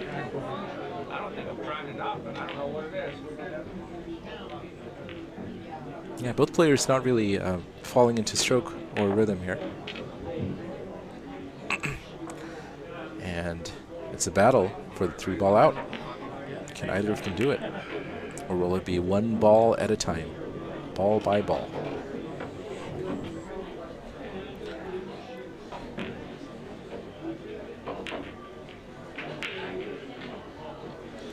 Eric Downer says, snatching defeat from the hands of victory. And Paco leaves himself really tough on the 8-ball.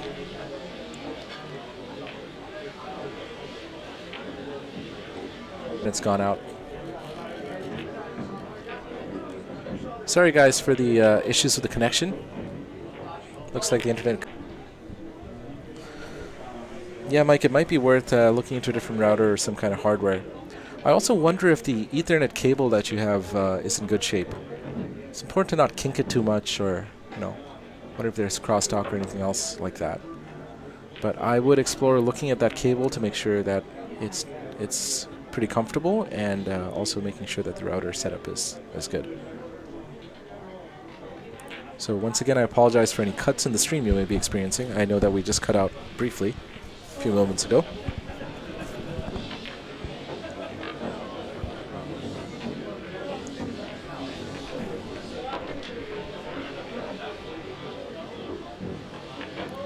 And that's going to be a miss. And can Troublemaker Ted do a 2-ball out?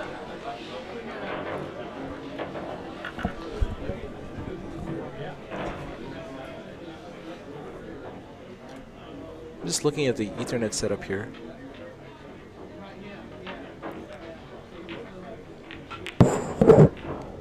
Yeah, I'm not a huge fan of the routing of these cables. Maybe we can look at it when you're here later.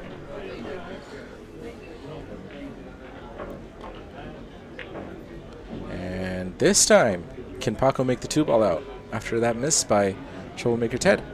Paco has a very natural shot, just has to not overplay the speed here. He wants to be above the 9-ball ideally, not below it. So less speed is better than more speed here. This table is fast, and that looks a little high, but he might be okay. Tough. And Paco's not happy with that.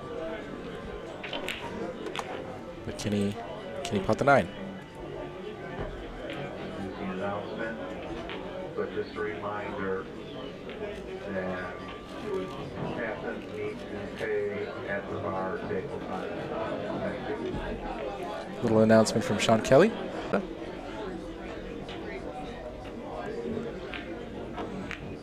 And that's a beautiful shot from Paco under pressure. The score is now 5-4. And I will be right back, guys. Okay. 5-4. All right.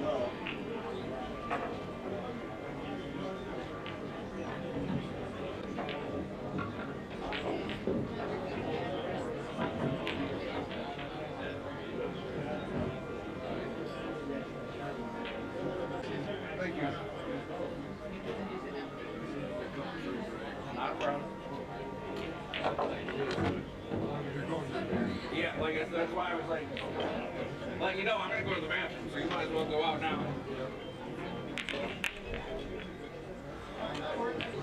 Oh, let's get this shit together.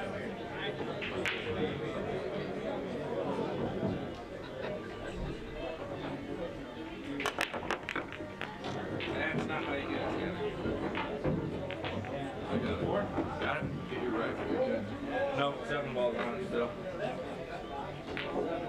Definitely on it.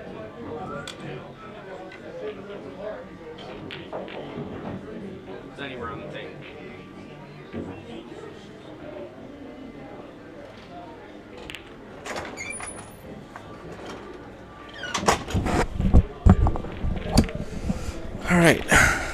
All right, guys. We are back. It's just at the bar. Some people are having trouble with the chat. Yeah, the buffering is pretty bad, Mike. I don't know what to tell you, man. We gotta... Is this something that's new with the new computer? If it is, then I would only imagine it's the way that the cables are bunched up. Because I do notice it looks a little different. So if there's a kink in the cable or some kind of bad contact, I will just check on it to make sure everything is inserted well. Don't like it. I don't like the way it goes in here. I don't like the bend radius of some of this either. So we'll just have to... Alright, so yeah, this has been taking a long time. And Viet and I are looking to install a shot clock. Now the issue here, it's not the fact that the players are taking a long time on the shot. It's that they're not making balls. And they're not making balls for long periods of time. And when they make balls, they're missing shortly thereafter. So that's more of the problem. I don't think the players are taking too long on the shot. They're just not playing very well right now.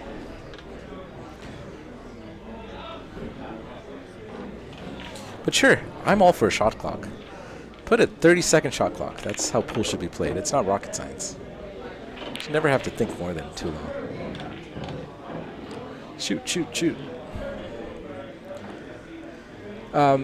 Mike, we're gone again. Alright, so I have Task Manager open here, and we are cutting out.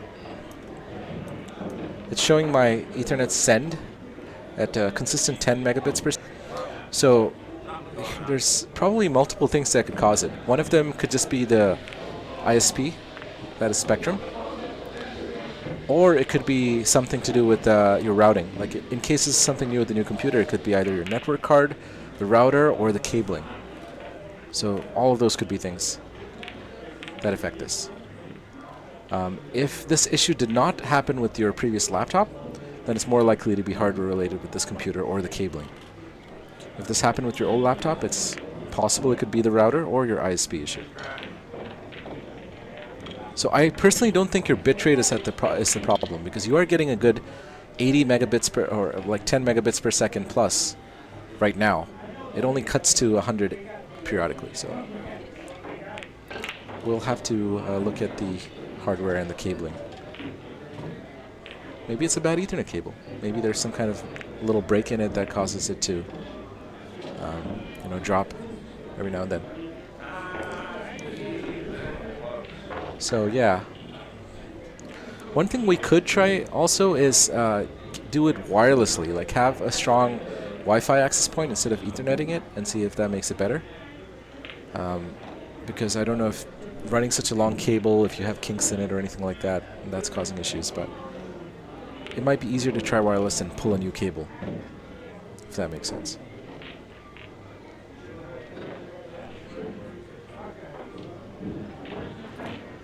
Rich Body says he's going to buy the router tomorrow and I'll come up after work to install it and give it a test run.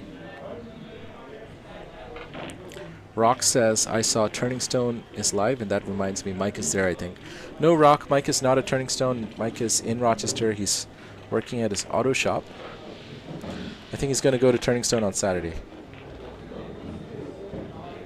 And not a terrible save from Paco, Taco Paco.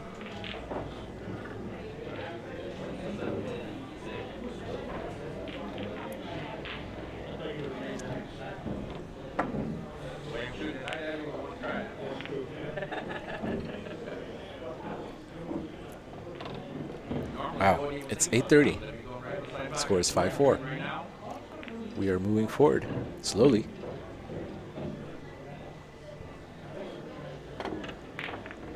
Great shot by Ted. Can he make the next one? Looks tough.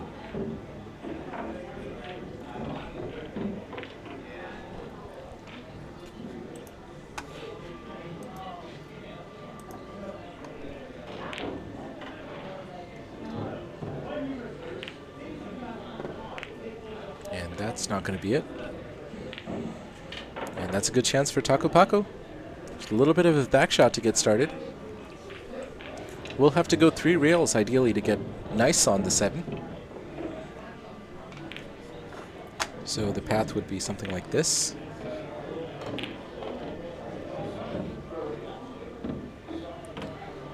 Alternatively, he could just try to hold with more angle, but he's going to end up somewhere here then. Ideally, he doesn't want to be on the rail. And he, oh wow, he kind of overcuts it, but that works out really well for him. He just needs a single rail, or 2. I guess it was a bit more angle than I thought.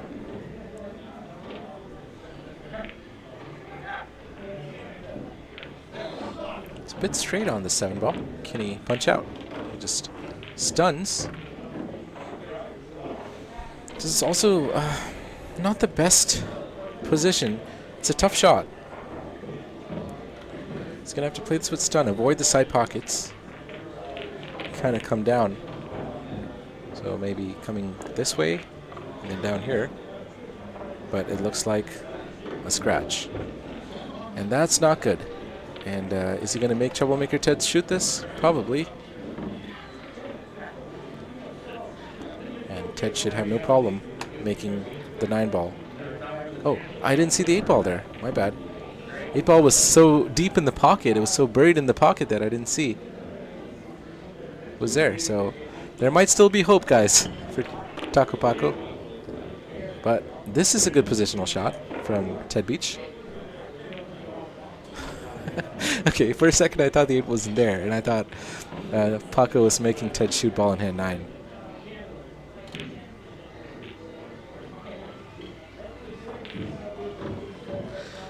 Alright, Eric Downer thinks 5-5, and it's not 5-5, at least not yet. Oh boy. Alright, this is rough. This is a bit rough. 8 was in the pocket. Ted got ball in hand.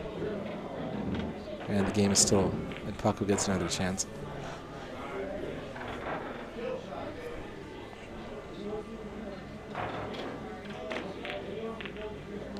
Paco doesn't play the best safe unless it gets on the rail. Yeah, that's... Ted's been really good about potting these 9 balls, even if they're somewhat tough. Is it going to be 5-5? Eric Downer, you might be right. It could very well be 5-5 here. Yeah, not sure what kind of safe Paco is trying to play there. There were more convenient lines to pick. There it is. Ted clutch on the 9 ball. Score is 5-5. All right, guys, this match continues. Frame by frame. Ball by ball. 1 ball at a time, sometimes 2. For a lucky 3. I won't lie, it's a little rough.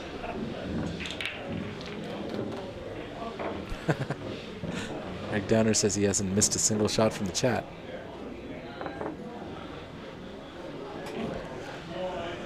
All right. Where did Jim Caratesos go? He's awfully quiet. He must be FaceTiming with Rock, Canada. All right, what do we have going on? We have a new league coming up. Wednesday night leagues, 3-man teams. Top players win a trip to compete in Las Vegas on behalf of Billiard Breakdown for the BCA Championships. Starting on the 14th, contact Christine Strong or Big Mike.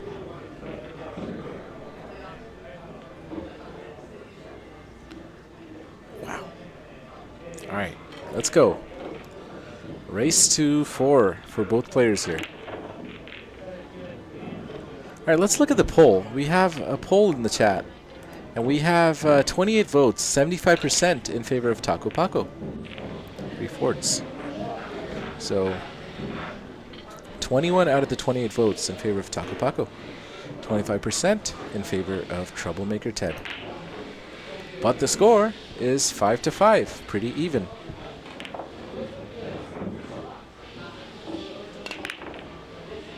And that's a scratch. But the 1 hangs over the pocket and the 8-ball pots. All right, so I don't really even think there's a point analyzing this rack, because neither player to this point in the game has run more than 3 balls at a time. But for the sake of doing it, let's do it. 6 and 7 are the only problem balls. The 6 does pot with the right angle, so getting correct on the 6 is crucial for this. It's the key for this frame. The 4, 5, all of those are pretty good. The 4 to the 6 is the key ball here. Would you play underneath the 6, or would you play above it to play it in the side pocket where the 1 is? That is a choice the player has to make when they get there, unless everything changes with a breakout or something like that. All right, Paco is a little straight on the 2. Should be able to stun. I wouldn't. He might be able to go forward, but that would create more distance. So stunning and avoiding the 5 is key here. He wants to stun underneath the 5, but also, well, it looks like he went forward.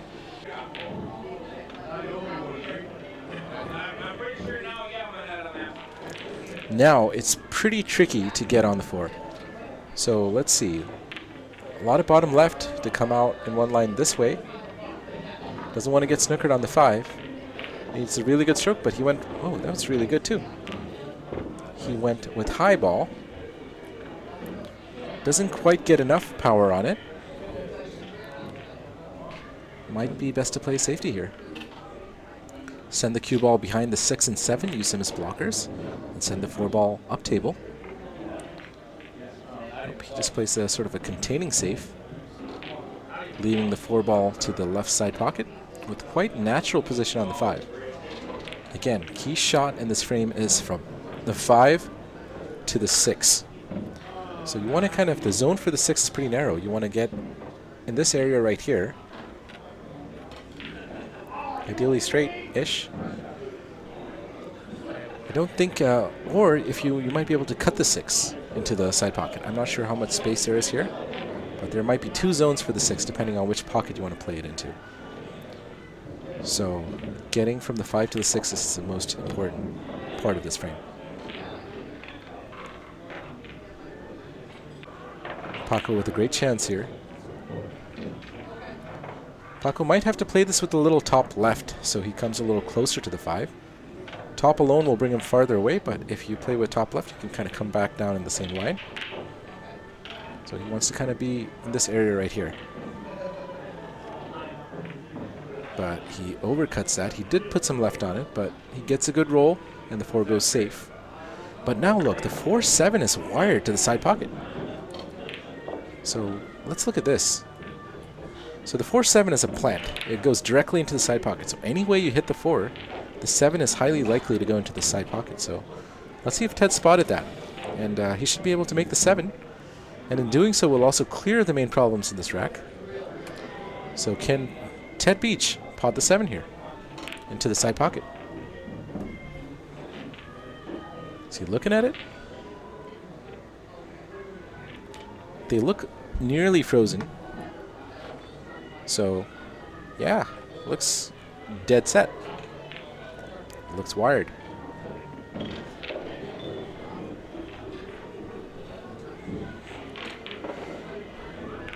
Looks like Ted is going to be trying for that 4 to the 7. Can he do it? I mean, he makes contact with the 6 instead. All right, table is wide open now. No issues. Everything goes. Just needs to get underneath the 5. Quite simple 1 rail or 2 rail position if you want to use the right long rail. Okay. That'll do. Just a small stun here. Just possibly playing with a little follow to come closer to the 6 in this line. Shot a little trickier. The last thing he wants to do is put too much pace on it. He doesn't want to be up here. He doesn't want to be in this box over here. He wants to be kind of close to the center of the table so he has options. Last thing he wants to do is overroll and end up in this area right here. But he misses. And it's surprising. Troublemaker Ted comes back to the table. The cut is doable, but it's tough. All right, we got a donation from Jay in the chat. Shot for Taco. Thank you, Jay. I will. Do you have a note that goes with it? If you do, type it in, and I'll write it down and get it to him.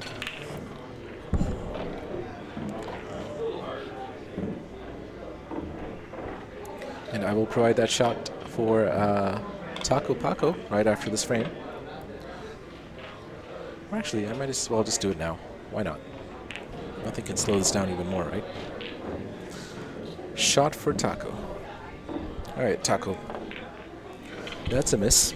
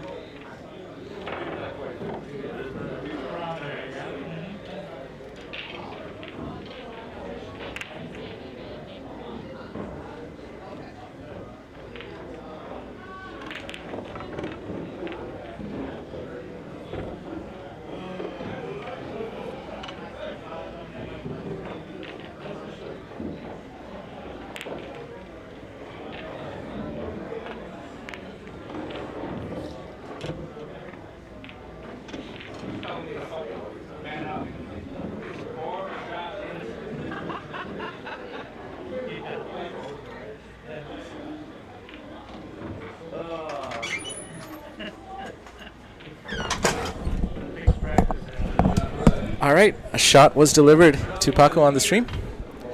Let's hope that gives him a chance to get position on this 9, even though he's on the wrong side of the 7. All right, guys, so what did I miss?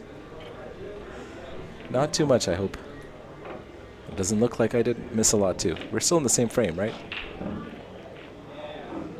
All right, Taco Paco, all the way up and down.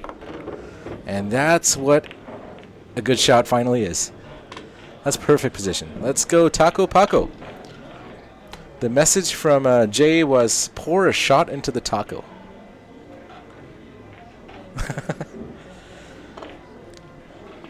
And that's 6-5. Well done to Paco Taco. Taco Paco. Brock Valencourt says, okay, I'm back, and I see things are not accelerating much, but Taco just got a shot on the stream, so let's keep our fingers crossed.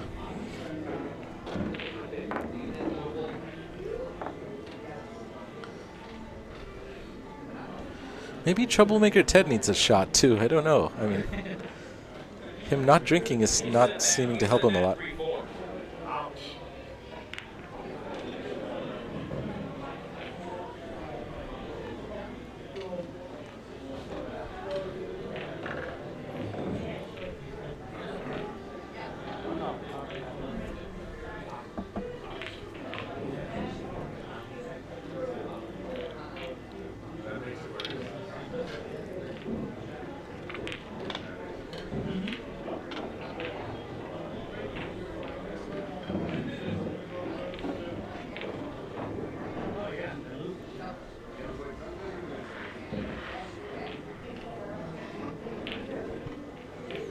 All right, Paco Taco to break, 7 drops.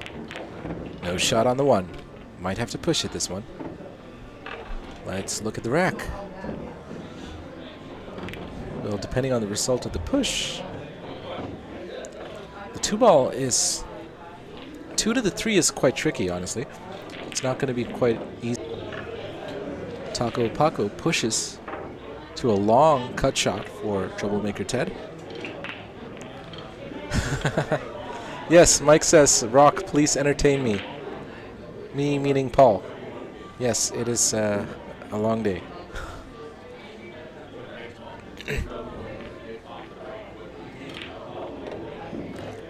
I am someone who personally never watches pool because I find it slow. And this is as slow as it gets.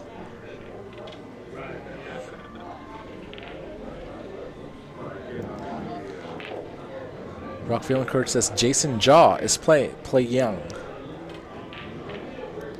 Never heard of Jason Jaw.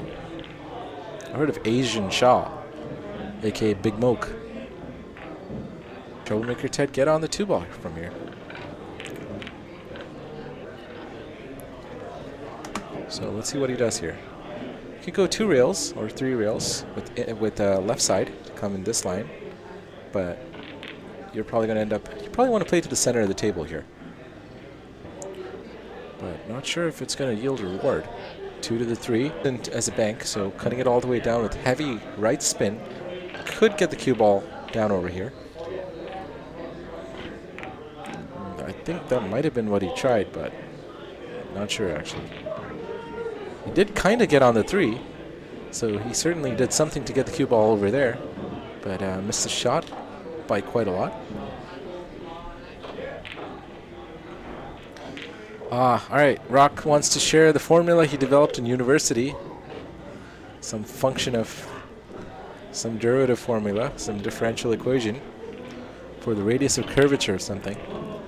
I don't think Big Mike shares your passion for the subject though, Rock.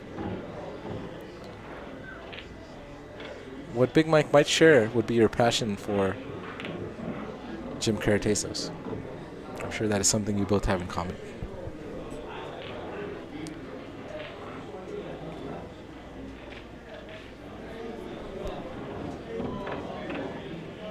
GPT.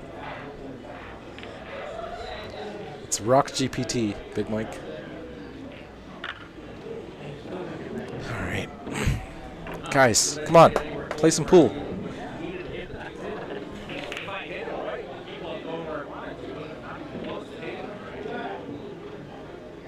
Maybe someone needs to buy Troublemaker Ted a shot or something. At this point, him drinking can only make it better. That's a good save. That's a good save, though. Wow, that's actually a better save than it looks like. I don't see a path to come 1 rail here. Even 2 rails is tricky. Yeah, the 2 rail path is blocked by the 6. If you were going 2 rails, you'd need the 6. So the only option might be to go 1 rail off this rail, or here, as he is. So, decent save. It's going to be ball in hand.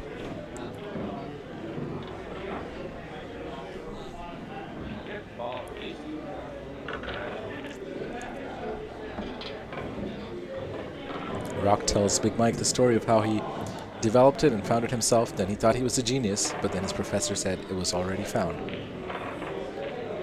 And Mike thinks that watch drinking extend the match another hour. I think the last shot helped Paco.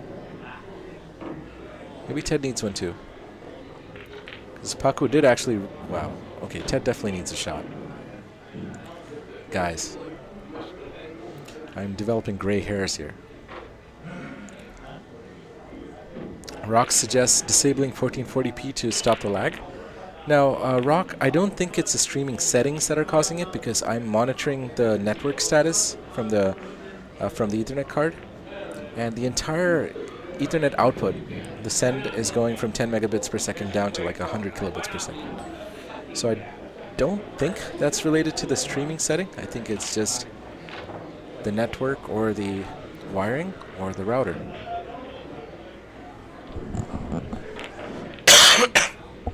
Andrew Cooperschmidt in the chat says, wow. Another good shot from Ted Beach. Not sure if Paco Taco can see any part of the 2-ball. Doesn't look like he can from his body language.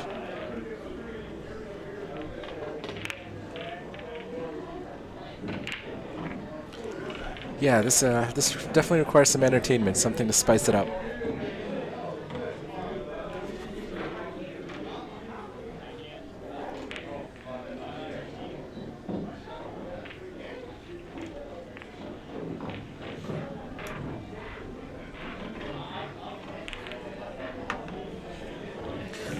All right, Troublemaker Ted back at it.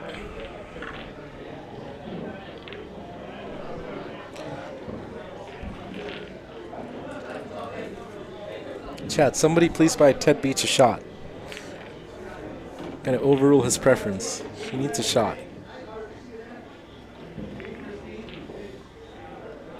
Oh, not bad. Taco should have no problem thinning the 2 here. Thinning the 2, pushing it over here, bring the cue ball up table, leaving a lot of distance. Doesn't really want to go into the 3-ball here, so he wants to thin the 2 and come and bring the cue ball up table, ideally towards the rail. But he makes contact with the 3, and now Ted Beach has a shot on the 2, although not much of a potting angle. Ted shouldn't have any trouble playing a good safety here. Ted could send the 2-ball into this cluster here, or he could send the 2-ball away and bring the cue ball into this cluster here. Let's see what he chooses to do. He opts to go for the cue ball, and Ted is playing some good safes here, but unless he's going to try to 3-foul him, I don't really see anyone running out from ball in hand from here. Rock Valencourt tries to entertain us with some fun facts, some trivia. Rock Valencourt says, did you know that toilets don't actually flush in the opposite directions, north or south of the equator? How can I believe you, Rock? You're Canadian. Have you ever been south of the equator? I need proof. Can't trust what I don't trust what a Canadian says about what's happening in Australia. I will believe you, Rock Valencourt, if you've actually been south of the equator, which I highly doubt.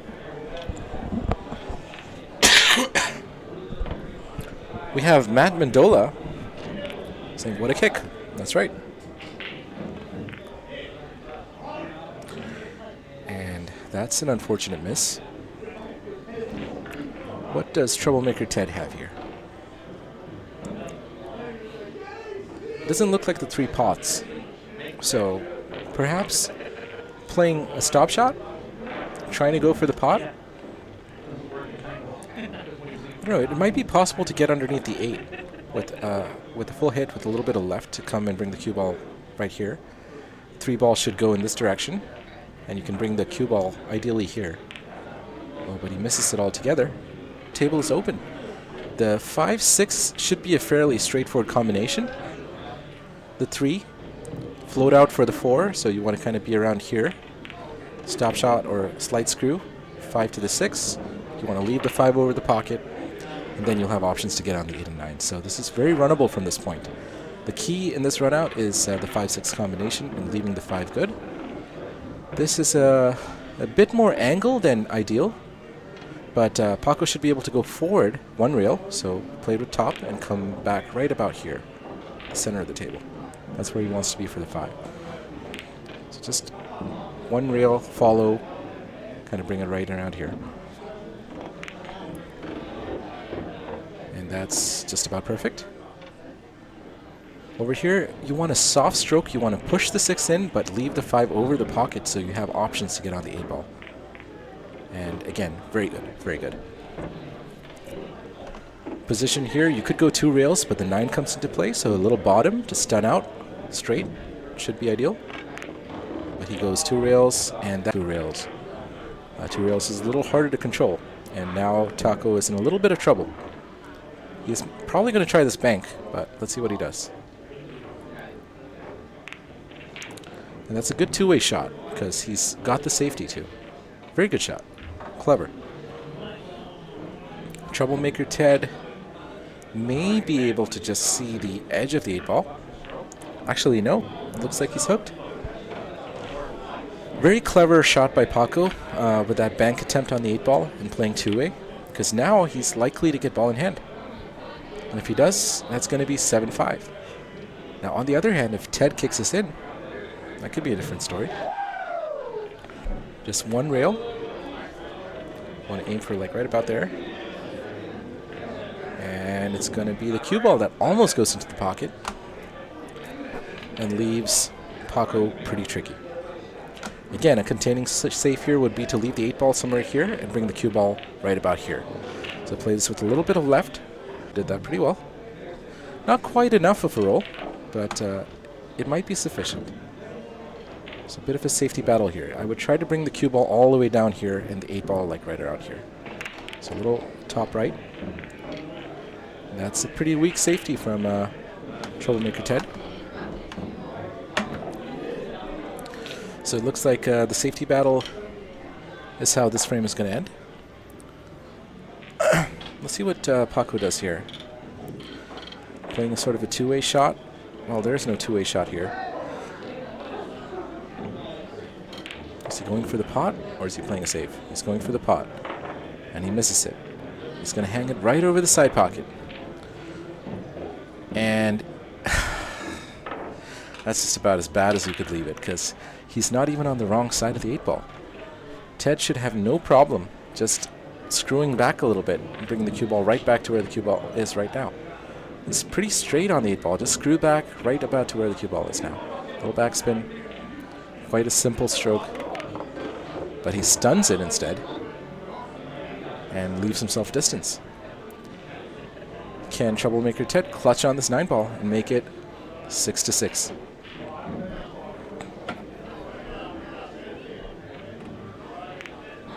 And he does. I gotta give it to Ted. He is making the 9 balls where it counts. Wow. All right, guys. The score is 6-6. A race to 3. We're almost there. F. Lucknow says, "Nice shot." I missed the point where he said that, but there were a couple nice shots, especially safeties. Figures out where he is by flushing the prison toilet, but that's impossible. Now, Rock Valencourt, does this have anything to do with the Coriolis effect you were talking about earlier? If so, please explain. Give us the physics of why this is or is not possible.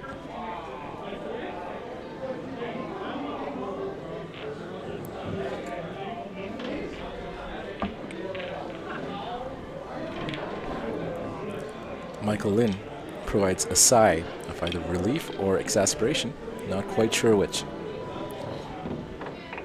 And we are now 124 minutes in and about to start the 13th frame of this race to 9 for the number 19 spot on the top 20 list for Rochester, New York at Billiard Breakdown. Ted Beach throws his body into the shot.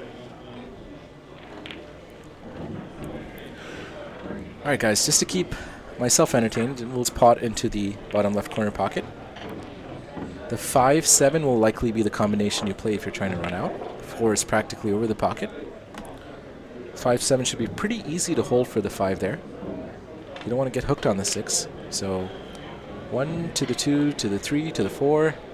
The key here is getting on the 4 the right side of the 4 so you can get on the 5.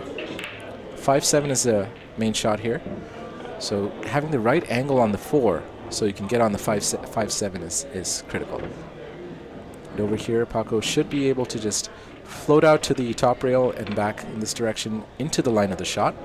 You always want to find the line off the rail that goes into the shot. So just playing this with top.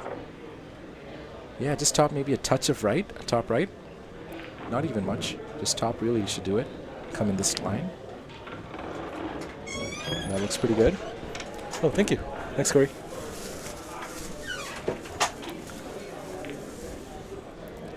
And that looks pretty good.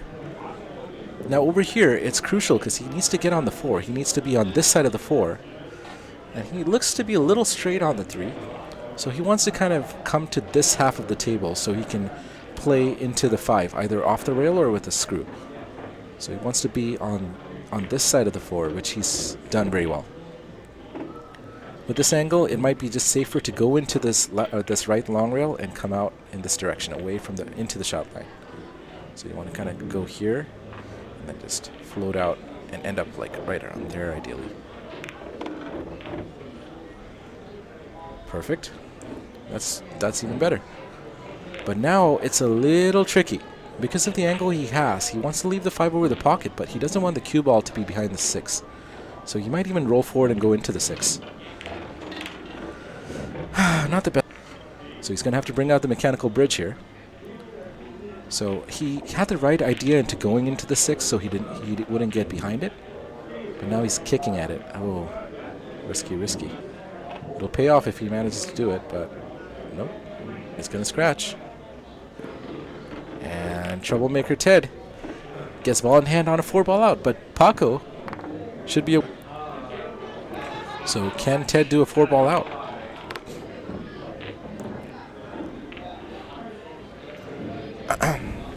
See, if it were me, I would place the cue ball perhaps a little lower and maybe like somewhere here instead of bridging across the whole table, because you don't want to stretch for the next shot. So I would place it here and try to come up here. But Troublemaker Ted is stretching out fully. Just aim for right about there and then come out in this direction. Probably end up somewhere here. You want to end up a little low so you can screw out for the 9. So maybe oh, that might be a little too much. That's a little too much. This is now a tough shot. The scratch is also in play if you try to back shot it. You don't want to scratch into happening. It was pretty likely to scratch, and now Paco has to play a bank. But is he going to risk the bank or just play safe? And is he going to get rewarded? Absolutely. That has worked out really well for Paco. He just needs to make the 9-ball for 7-6. Rock Valencourt says the Coriolis force only has an effect on large fluid bodies, so hurricanes for Michael Lynn, aka Big Moke, says 6-6 after 2 hours, banning both players. Amen. Kirk Foley says bring back one pocket. And Kirk Foley, one pocket might be faster. Rich. Yeah, I don't think Paco was thinking of pro side undercutting here. But really good shot by Paco. Paco actually managed to do a 4-ball out. Was that a 4-ball out? Was that the longest run we've seen in this frame or in this match? I think so. No, actually no. That was the 8-ball. That was a 2-ball out. Wow. Okay, Paco does a 2-ball out, 8-ball to the 9-ball, and it's 7-6. Race to 2 for Paco. Rock Valencourt says the lagging is bad. I know, Rock, we can't do too much about it right now. Hopefully for the next stream we'll look at it again, look at the routers, look at the wiring. There's not much I can do right now, unless you guys have any ideas.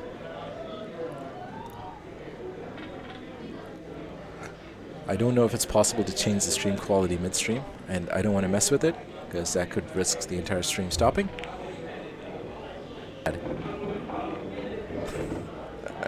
And Ritual deletes his comment, but it is, you know, in perpetuity on the on-screen chat.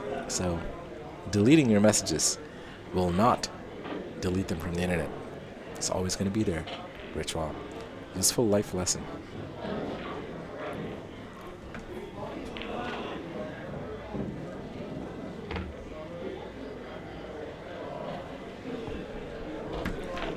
All right. Let's look at what we can...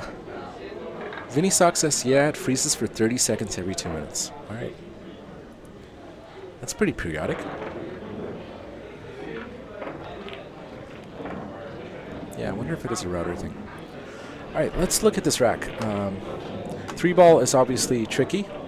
It's hard to get on it to pot into this pocket, but yeah, maybe a safe on the 3 is probably the best option. The 2 to the 3 is problematic, so we might see some safeties here, unless either player is able to break out the 3. Good shot there. The 1 ends up near the pocket. If you were being very aggressive, you could try to break out the 3 here, but you wouldn't be guaranteed a shot on the 2. So playing this with a little would not be a bad idea, but you're not guaranteed on the 2, so that's a very aggressive shot. But he's just going to screw it back. Straight draw. Oh, he stunts into the 3. But can he get on the 3 from the 2? The 3 does pot into the same pocket it did earlier. So Nini... Oh, that's a beautiful shot by Paco. Perfect shot. Well done. Bit of a back shot here. Very nice, very nice. Hopefully the 9 doesn't snooker him. Again, not the easiest shot. Does a 7 pass into this pocket? If so, just stunning or screwing out a little bit. But you don't want to be cutting across the zone so much. So the ideal shot would be to come into the rail right here. But that might be difficult to do. So safer shot might just be to like screw stun, do a soft screw to kind of end up over here.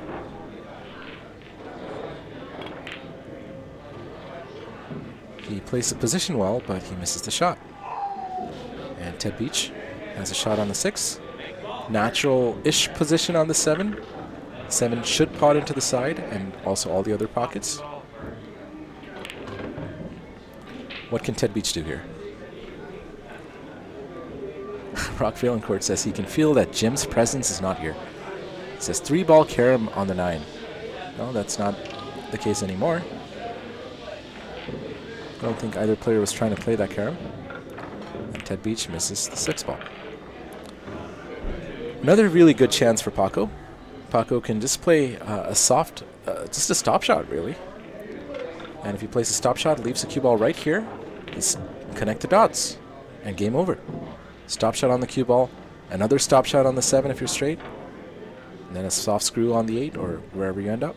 Stun, you really can just roll this table speed, pocket speed, if you don't want to use bottom. But ideally, just a soft screw to bring the cue ball like right here. Ideally here. Good. Gives himself a little more distance, but he has enough of an angle. The key here is he has to stun. If he hits it high ball, he can end up on the wrong side of the 9. He doesn't want to end up here. He wants to come to the center of the table, so just a center ball hit, come down this way.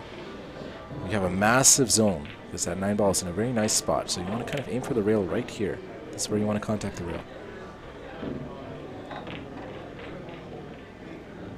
Come on, Paco. C, 8-6. And Rock Valencourt says, hopefully you don't lose subscribers today. Well, Mike, Big Mike, what do you think? Are you going to lose subscribers today?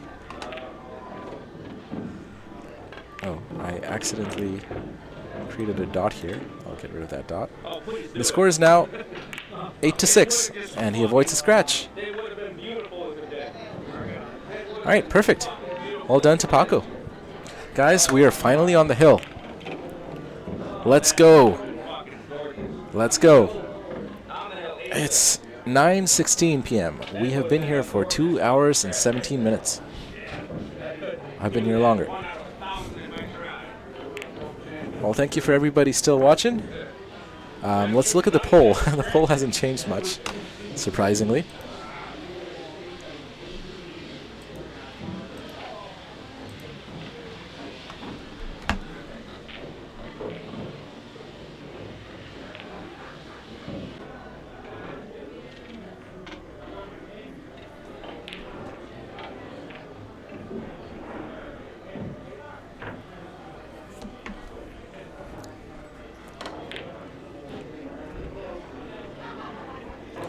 All right.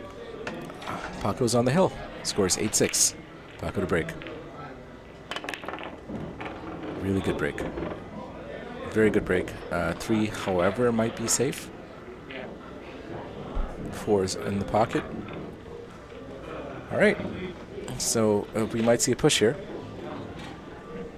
Not really worth taking on a kick. There's no easy kick here. Perhaps a 2-railer. You could probably go for a 2-rail kick, kind of like that. Aiming for like right about there. So let's see. Aim point for the 2-rail kick. I wouldn't see the benefit of that over a push. Where's he going to leave it? Is he going to leave a bank on?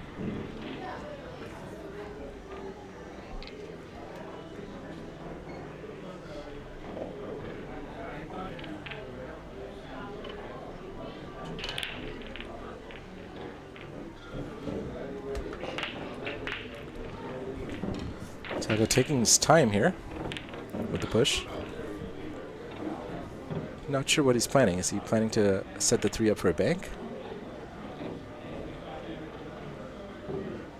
Yeah, interesting.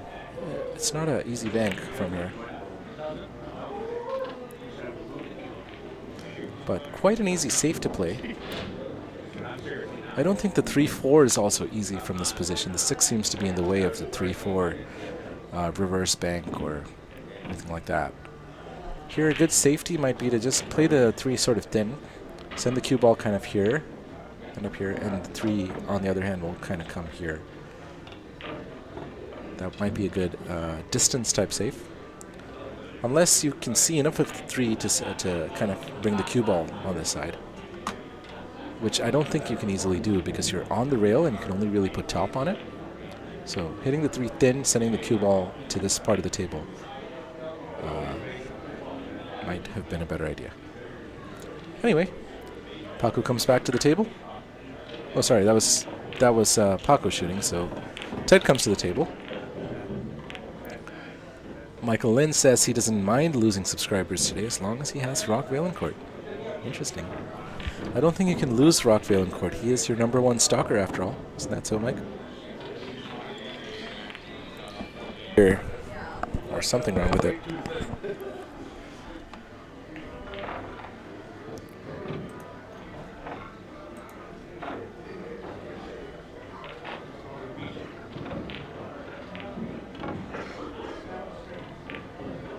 Good try there by Taco Paco. Might have been a really good kick shot. Ted Beach now with a good chance.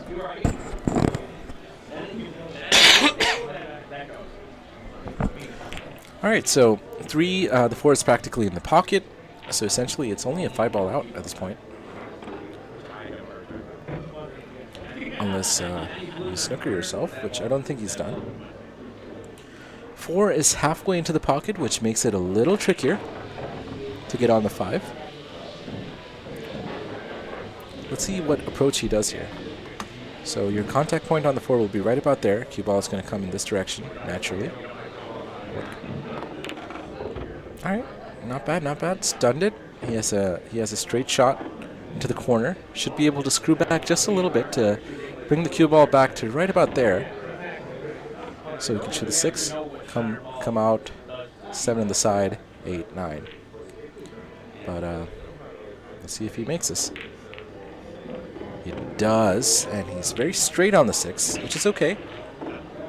I would just play a little forward here. So a very soft follow. Roll it forward here so you have more angle on the 7. You don't want to play, or even a stun might actually, he might have enough angle to stun out to right about there, which is even better. But that is not ideal. This is what you wanted to avoid. Because now you're on the wrong side of the 7 to the side. So you're going to have to kind of go away from the 8-ball and kind of come back in this direction, which is very far from the 8-ball. Or you could just slow roll it, leave the cue ball somewhere here-ish, and just take the tougher cut on the 8-ball. And that's what he's elected to do. But now he's kind of, he's hampered over the 9-ball. Guys, that's 3-ball out from Troublemaker Ted. I think that's the most successive ballsy shot. So here, quite natural position. Just come up and down. Oh, that's perfect. Wow, Troublemaker Ted is not letting Paco off easy. He is just about to, if he pots this, it would be a 6-ball out. A 6-ball out from Ted Beach. First for tonight. And it's there. Well done to Troublemaker Ted. Causing trouble at the most inconvenient time for his opponents. He's still in this game. Sudden death mode. Rock Valencourt says, as long as I'm the first remote commentator. So as long as he's the first remote commentator, he will be a loyal subscriber. That's what he's trying to say.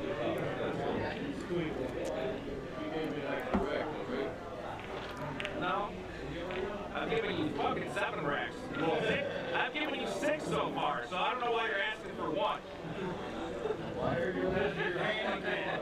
I've given you 6 9-balls. I've given you 6 9-balls. Is that not a handicap? No. Fuck. I'm sorry. Next time we'll play that you get the 8-ball. How does that sound? Jesus Christ. Ted Beach asking for a handicap. Paco rebutting to that by saying he's given him 6 9-balls, which frankly might be might not be too far from accurate. I think he's probably given him 4 9-balls, 3 or 4 at least. I think Ted had some 2-ball outs, and this last one was a 6-ball out, so maybe Ted is finally feeling good. 6-ball out is not bad. Pretty good, pretty good. Ted ran those last 6 balls out. Was it 6 or 7? I don't recall. I think it might have been a 7-ball out. Guys, this previous frame, if you guys rewind, can you count the number of balls Ted made to run that out? I think it was 7. I think only 2 balls were potted at that point, which Paco did not return to the table. All right, Eligio Cumbrera says, "Vamos, Ted, let's go. Vamos." All right, ball in hand for Paco Taco. Let's look at this rack, see if there's anything to analyze. Let's see. 1 to the 3, 1 to the 2 looks pretty easy. 2 to the 3, to the 4. 4 is in a convenient spot, so it makes position on the 3 a little easier. You don't need to do too much because the 4 is by the pocket. I don't really see too many problems. Perhaps 4 to the 6. 4 to the 6 is tricky. Because you need a good angle on the 4 to the 6 to avoid all this traffic. Get between the 9 and the 6 right here. So your zone is like that much. You want to be in that quadrant of the table. Because the 7 and the 9 really restrict the zone for the 6-ball. So he's not even on the 3-ball now, so I guess it's already gone wrong. So, I mean, I guess we're ahead of ourselves now. So let's see what kind of safety he can play here. Not a bad one. Pretty good safety. I think Ted might be able to see the 3-6 combination. 3-6 combination would solve a lot of problems for this rack. There are 6 balls on the table. Last time, I believe, there were 7 balls on the table and Ted Beach ran out. Surprising me, at least. Can he do it again? Can he run this out? 3-6 combination followed by 3, 4, 7. Oh, that's a foul. All right. That's a foul. Not sure what happened there. All right, ball in hand for Paco Taco. Should be quite easy to get on the 4. 6 is also very convenient. 6 and the 4 are both very close to their pockets. 7 is the 6 to the 7 is the key ball in this frame now. So he wants to get somewhat high on the 6 ideally, so he can play the 7 in the same pocket, but the 7 also does go into 3 other pockets.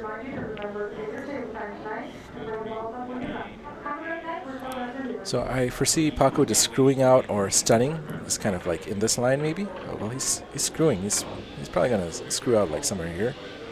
Closer the better. Doesn't want to be too straight, but it shouldn't matter. Oh, he goes forward. Okay, forward with left. That's fine too. Michael Lynn says, "Paul, don't hurt yourself if it gets hill. Mr. Mike, I'm already hurt. What can I say? This is the longest match of 9-ball I've ever seen in my life. for a race to 9. All right, so he should be able to go around the 7. So a little right, high right, should be able to come around the 7, bumping into it, but it's a good bump. He's got fortunate with that bump. Ideally, he wanted to avoid the bump and play the 7 into the same pocket. But now he has a couple of options. He could just screw back and play the 8 ball into the side pocket. And I think that's what he's doing. And he leaves himself just enough angle so he can play this with high left to come in this direction and back out for the 9 in here. So you want to aim for right here into the side pocket with natural position on the 9. Ted Beach has a chance to take this hill. Can he clutch up and make this a hill match for the number 19 spot? F. Luck now says, come on, Paco. Well, a bit too late for that. Ted Beach might have this. Can't say for sure, though. Oh, yeah, he's got it. He's got it. All right, Troublemaker Ted. Troublemaker Ted is a good name for Ted. I don't know if Chad has given him any other names. I just call him Troublemaker Ted. And that'll be it. All right.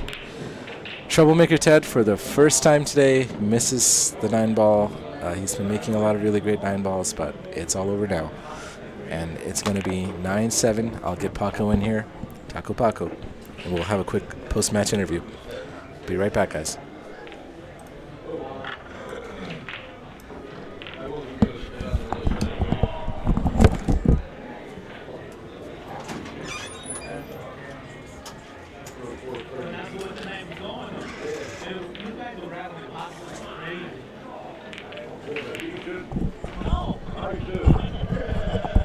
Alright guys, any questions from the chat for Paco? Put them in. Paco! How's it going? Congrats, man. You retain your spot. That was a very long match. I don't know how I can give him 6 9 balls and still win. I think you gave more like 4. Or No, I gave him 6. 9 balls? He had some 2 ball outs, right? No. It was all 9 balls? It was 6 9 balls. Right. 1 3 ball out. He had 6 or 7 ball out towards the end. No, he rattled the 9. Not the last one, the one before that, right? He missed it. No, he missed the 9. Oh. Not the last. He had a 5 ball out, and he rattled the 9, and then I still missed it. Right. And gave it to him, and gave it back to him. Right. I gave him 6 9 balls. Yeah. Whether it was rattling the ball in the pocket or just, I had 2 poor safes where I didn't get that 9 ball to the opposite rail. You did definitely miss a lot more 9 balls than I think anyone expected. Well, what happened? What was going on? Were you distracted? I could not tell you. I could not tell you. Yeah. More mental. I probably came into the game too confident. Mm-hmm. Well, he did get to 7, which arguably is also due to you missing a lot of 9 ball. Mike says he's banning 9 ball because of how long it takes. Yeah. Well. I mean, do you want to play 7 ball? It might be a little quicker. Probably 3 ball might be faster. Right, 3 ball at this rate, because I mean, my matches take 2.5 hours, no matter what I do. Even 9-4 took almost 2 hours. Was there any Thursday. point in this match where you felt good, or no, not at all? I could tell. Yeah. No, I came in. I was shooting aggressive at the beginning, and rattling the balls, leaving the cue ball out there. And you were missing 9 balls. You did play a couple good safes. I think maybe a strategy of playing safes towards the last couple of balls instead of leaving. Yeah. Instead of mistakes were kind of at chasing the me end. out, I kind of started to play like the 6-7. Yeah. But even when I get a safe, I would make the first shot. I'd miss the second or third shot.